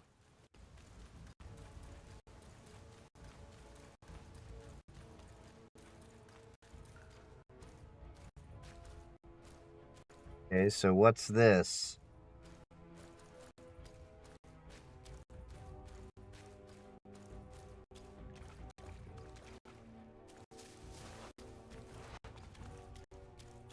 Giant structured thing.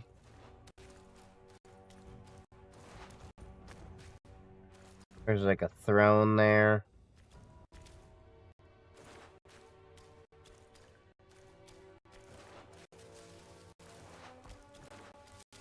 Okay, so what am I supposed to do here?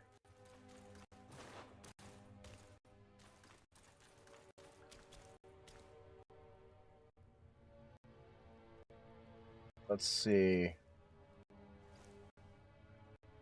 Kong Chapter 6.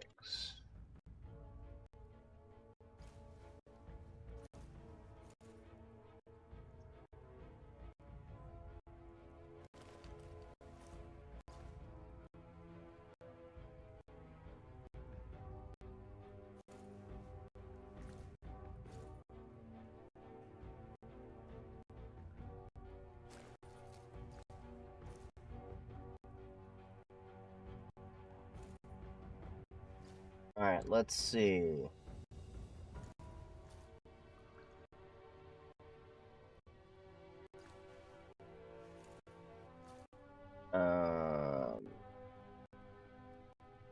Supreme Inspector, Cloud Treading Deer, Fung Tai, a giant cricket grasshopper that hops from place to place, land on its back and grab its antenna.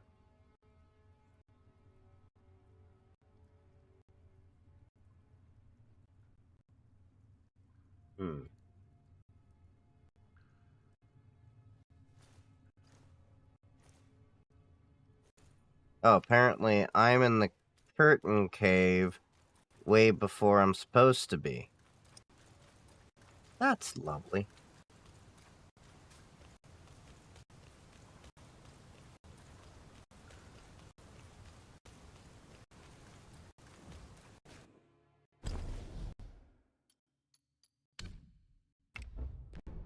Let's use this then.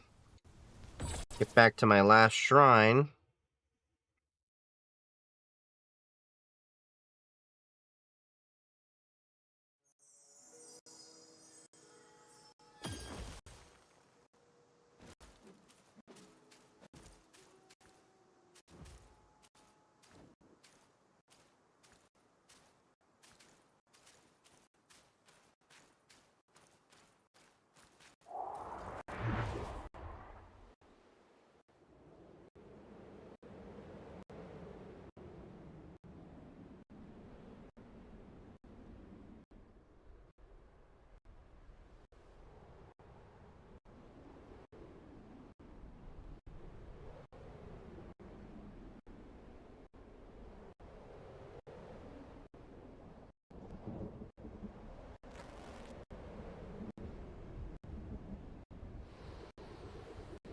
There's something over there.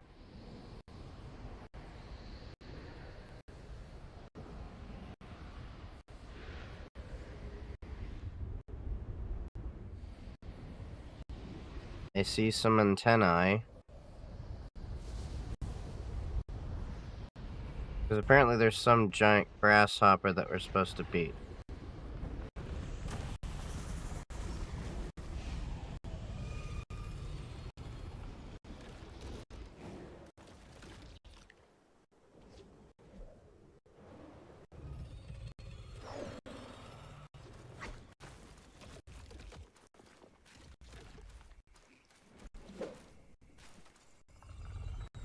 Ah, yeah. That's why I kept seeing it move. It does move around.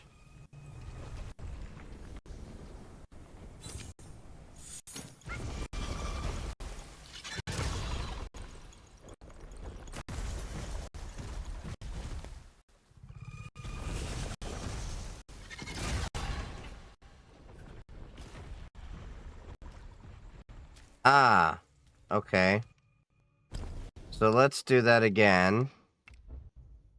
I'm supposed to clutch on for a while. Interesting. So there is a little giant grasshopper I'm supposed to do. Okay.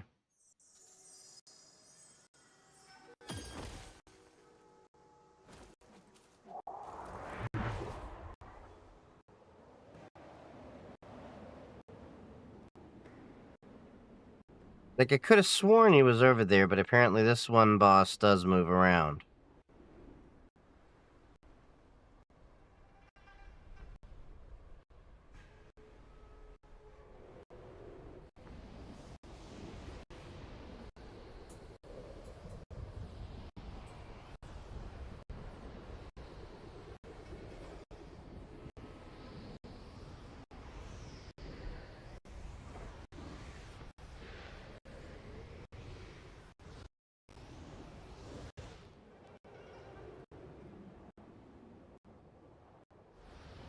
Okay, there we are. There's the grasshopper.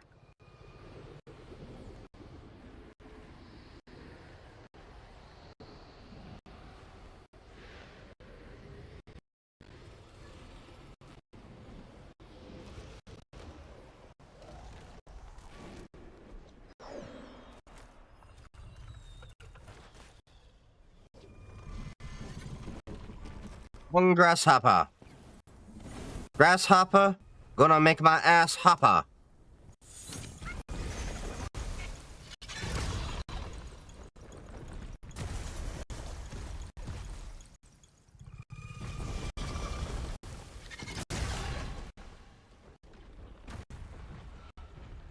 God damn it. So I really do have to, like, hold on to that.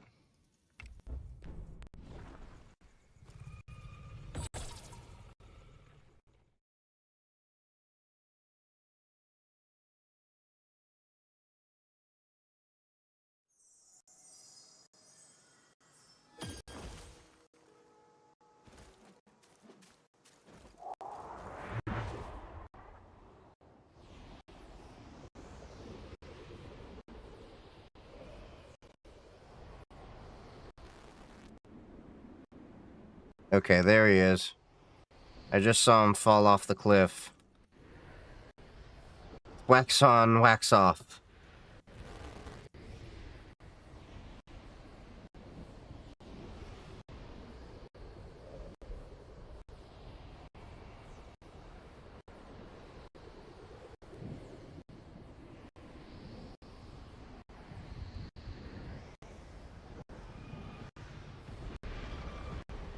He about to jump.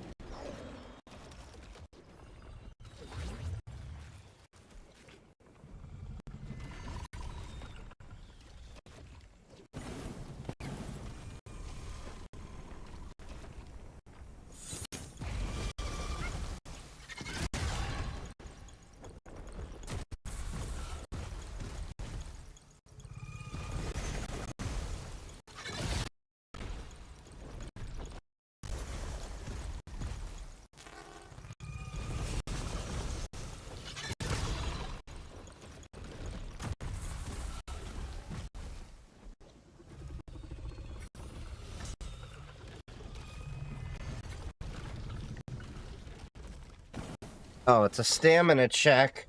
And then apparently there's some kind of another check. Yep.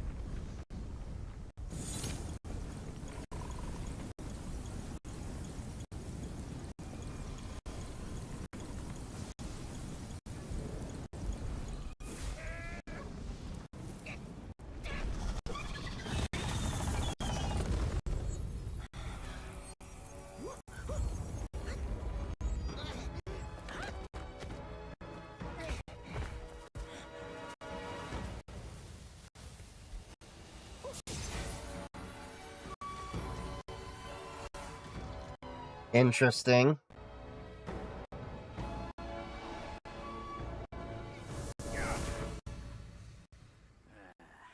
Splendid! friends, you're all the more like Wukong. Just don't prance around with your might as he did. That monkey's got a stash of treasures. I'll scout around some more.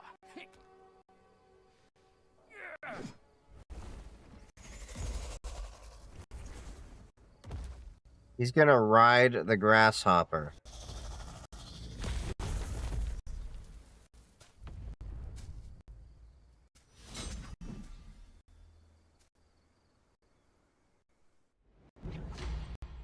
Golden Fang Tail Crown. Okay. So what's the crown do? A lot more defense, more mana. For a short duration after casting a spell, moderately increases hit chance.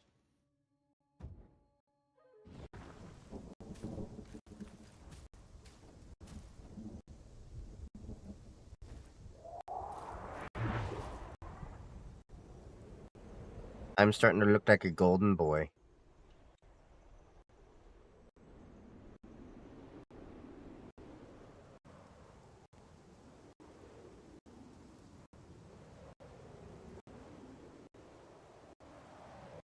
I wish I could ride on a cloud.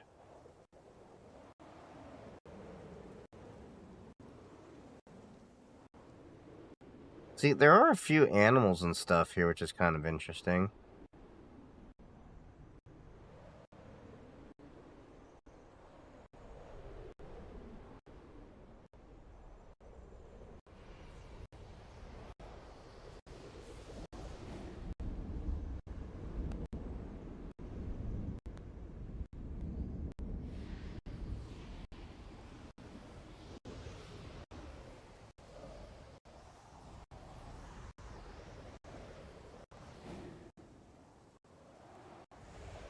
So now I gotta get the 4th piece of armor.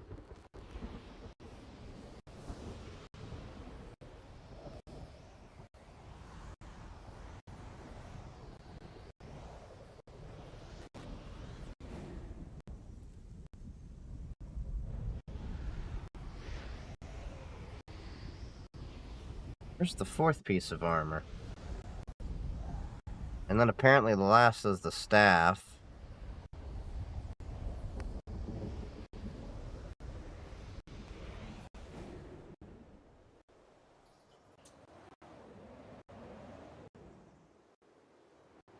This is where the Supreme Inspector was during that initial fight.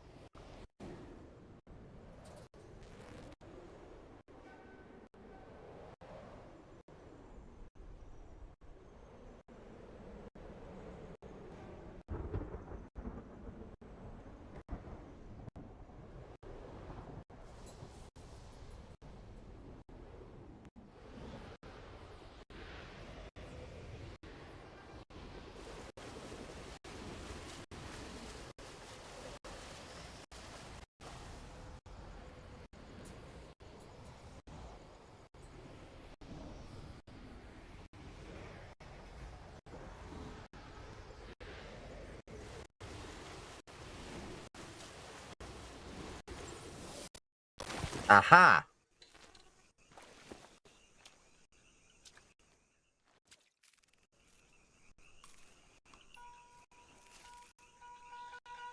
Why is he playing with a bug?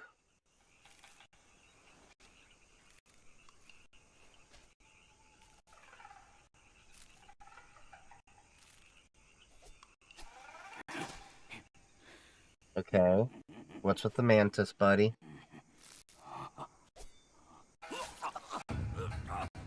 It's in me! It's in me! It hurts! Ouch!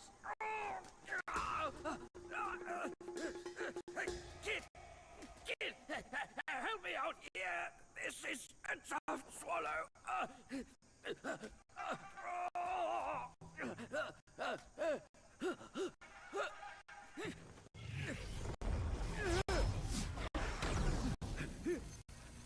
Wait, what the hell?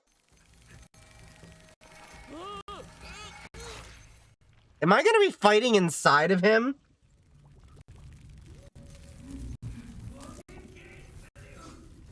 What the hell?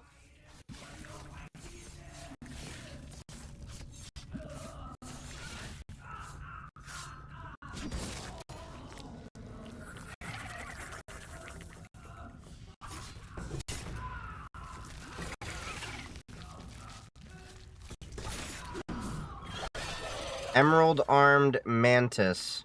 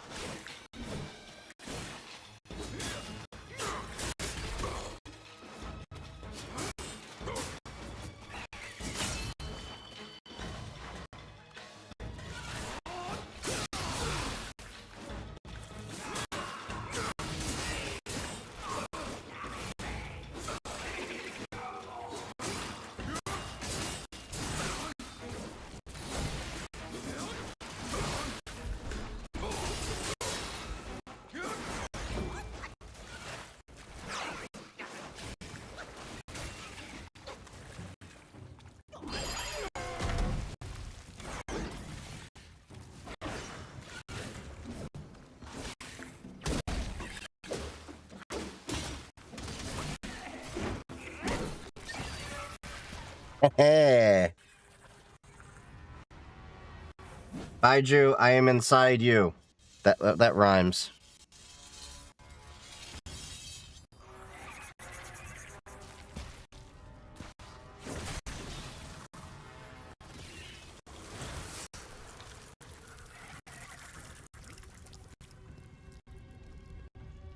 Oh, lovely.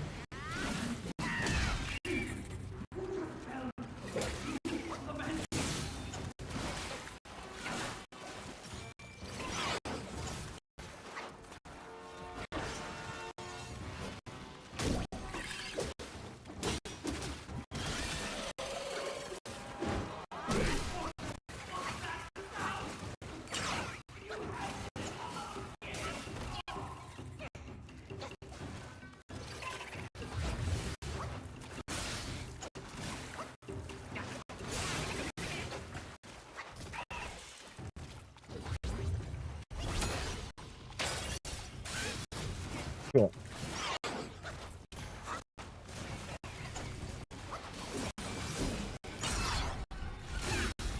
Shit. God damn it.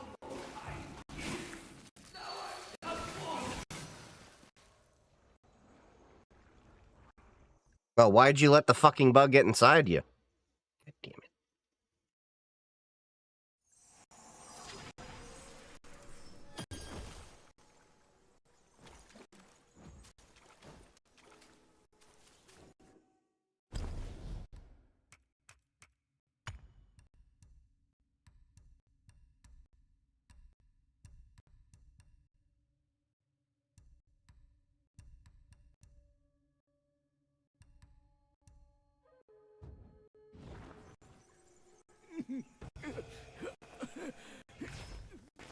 All right, let's get inside.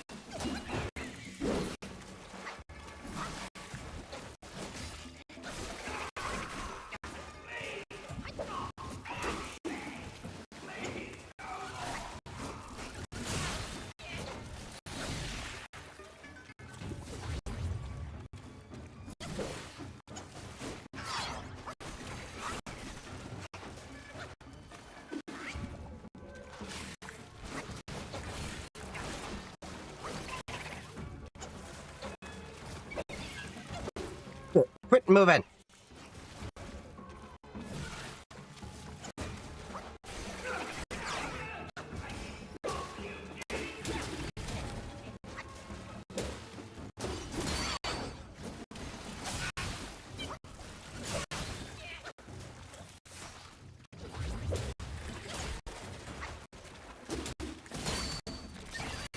Alright. You do something like Call of Duty on Linux. I recently got Arch. I haven't done Call of Duty. I've never really been a fan of Call of Duty, but there's many games out there. Go to ProtonDB, what is it, .com.org. It'll give you a list of all the games that are compatible and what people have been saying about it. Different games. Why does everyone go to Arch?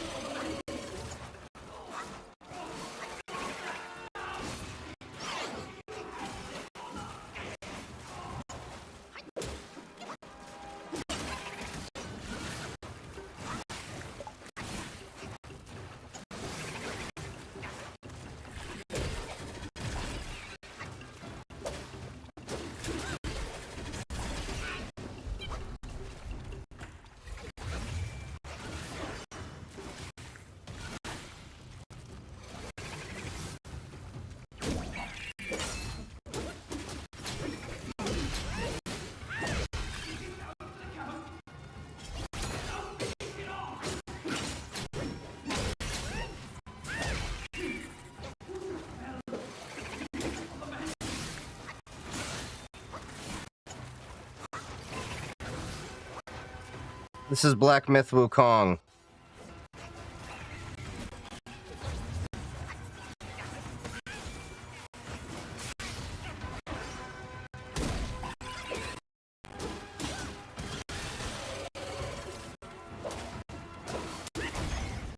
There we go.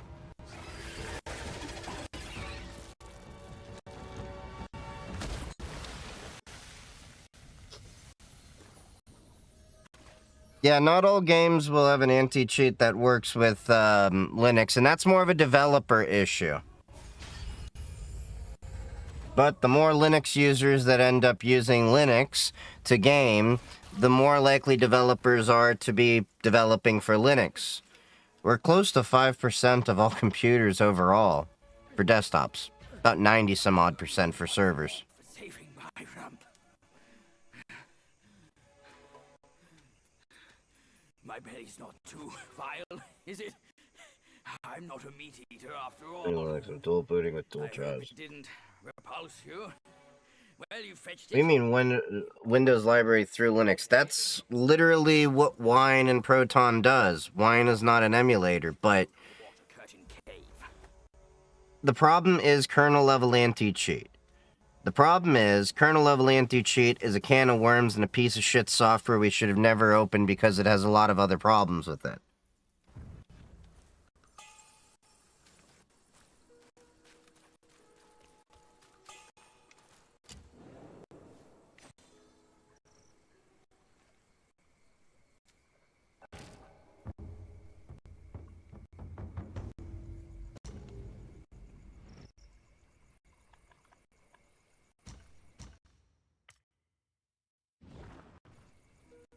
I meant games are on my Steam library on my Windows drive. Can I access that through Linux? You just install Steam. And then you have to reinstall them in Linux.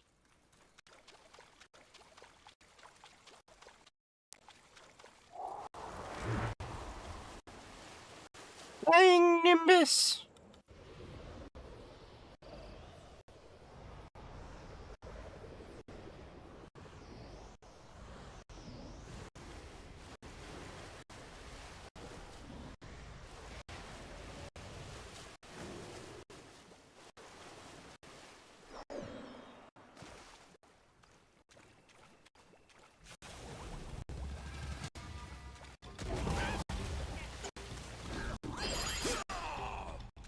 Come on, buddy.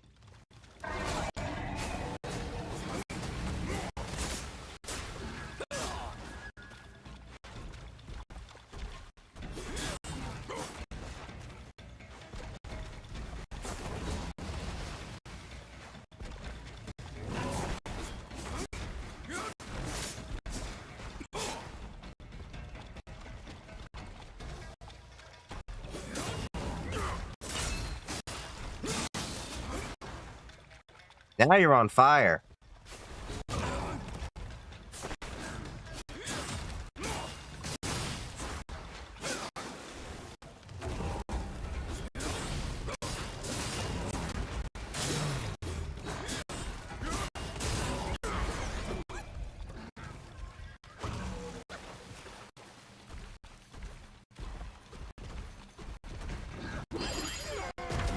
God damn it. That was a waste of a spell.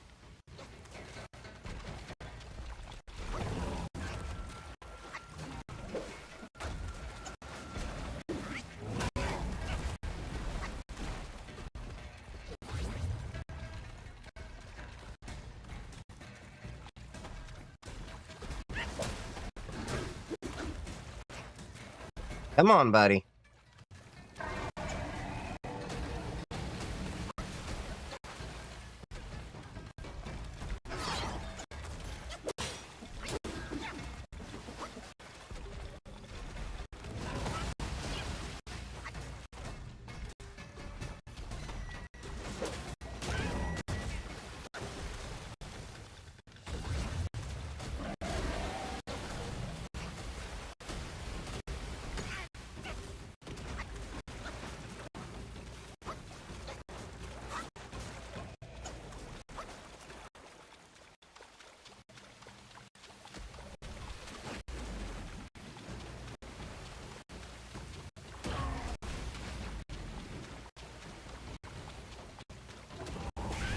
Shit.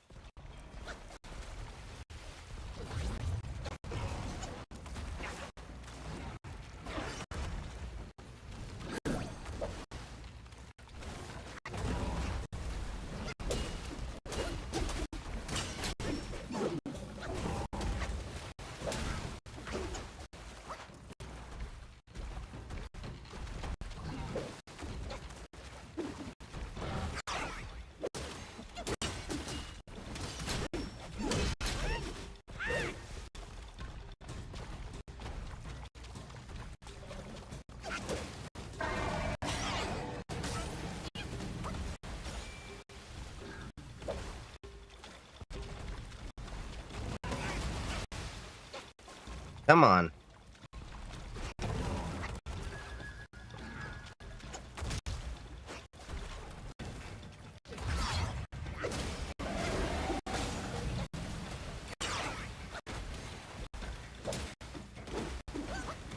I'm gonna kick your ass.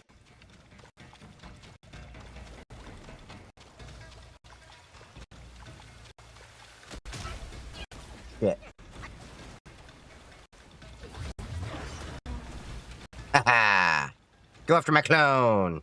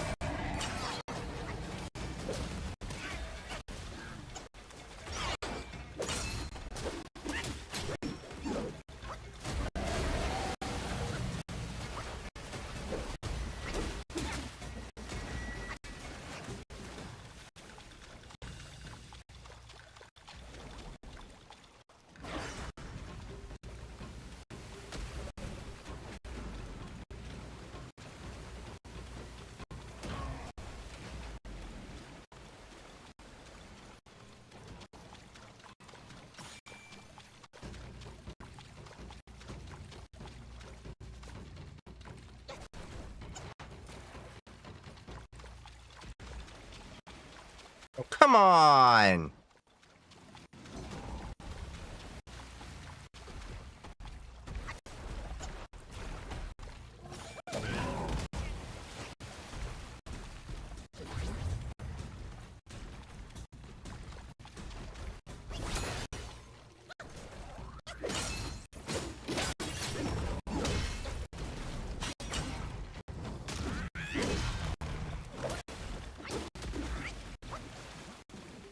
Oh, you son of a bitch. Come on, you fucking hippo.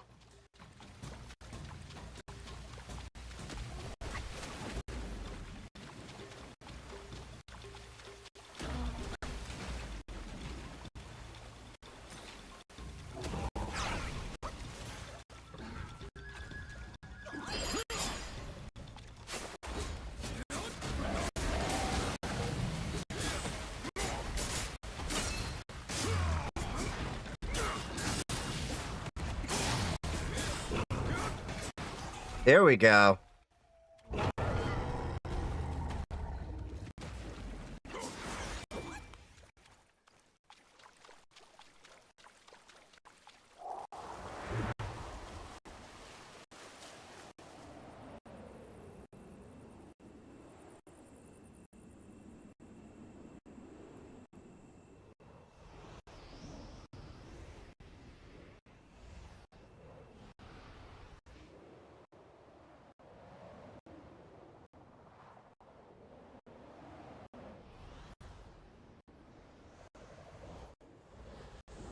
The goddamn invisible walls.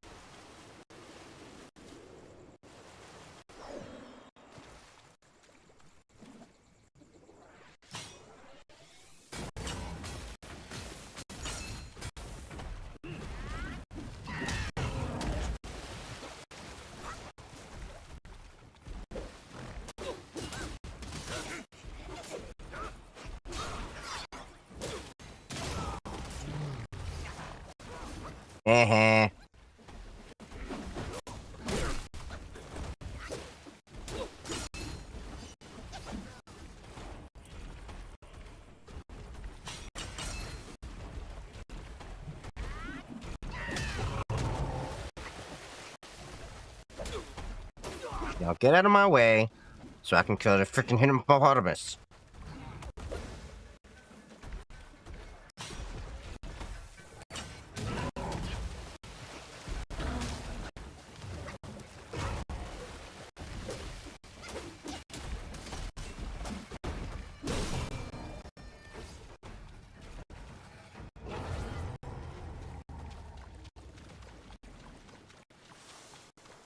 Every time I find the regular hippopotamus, dudes, these guys come out.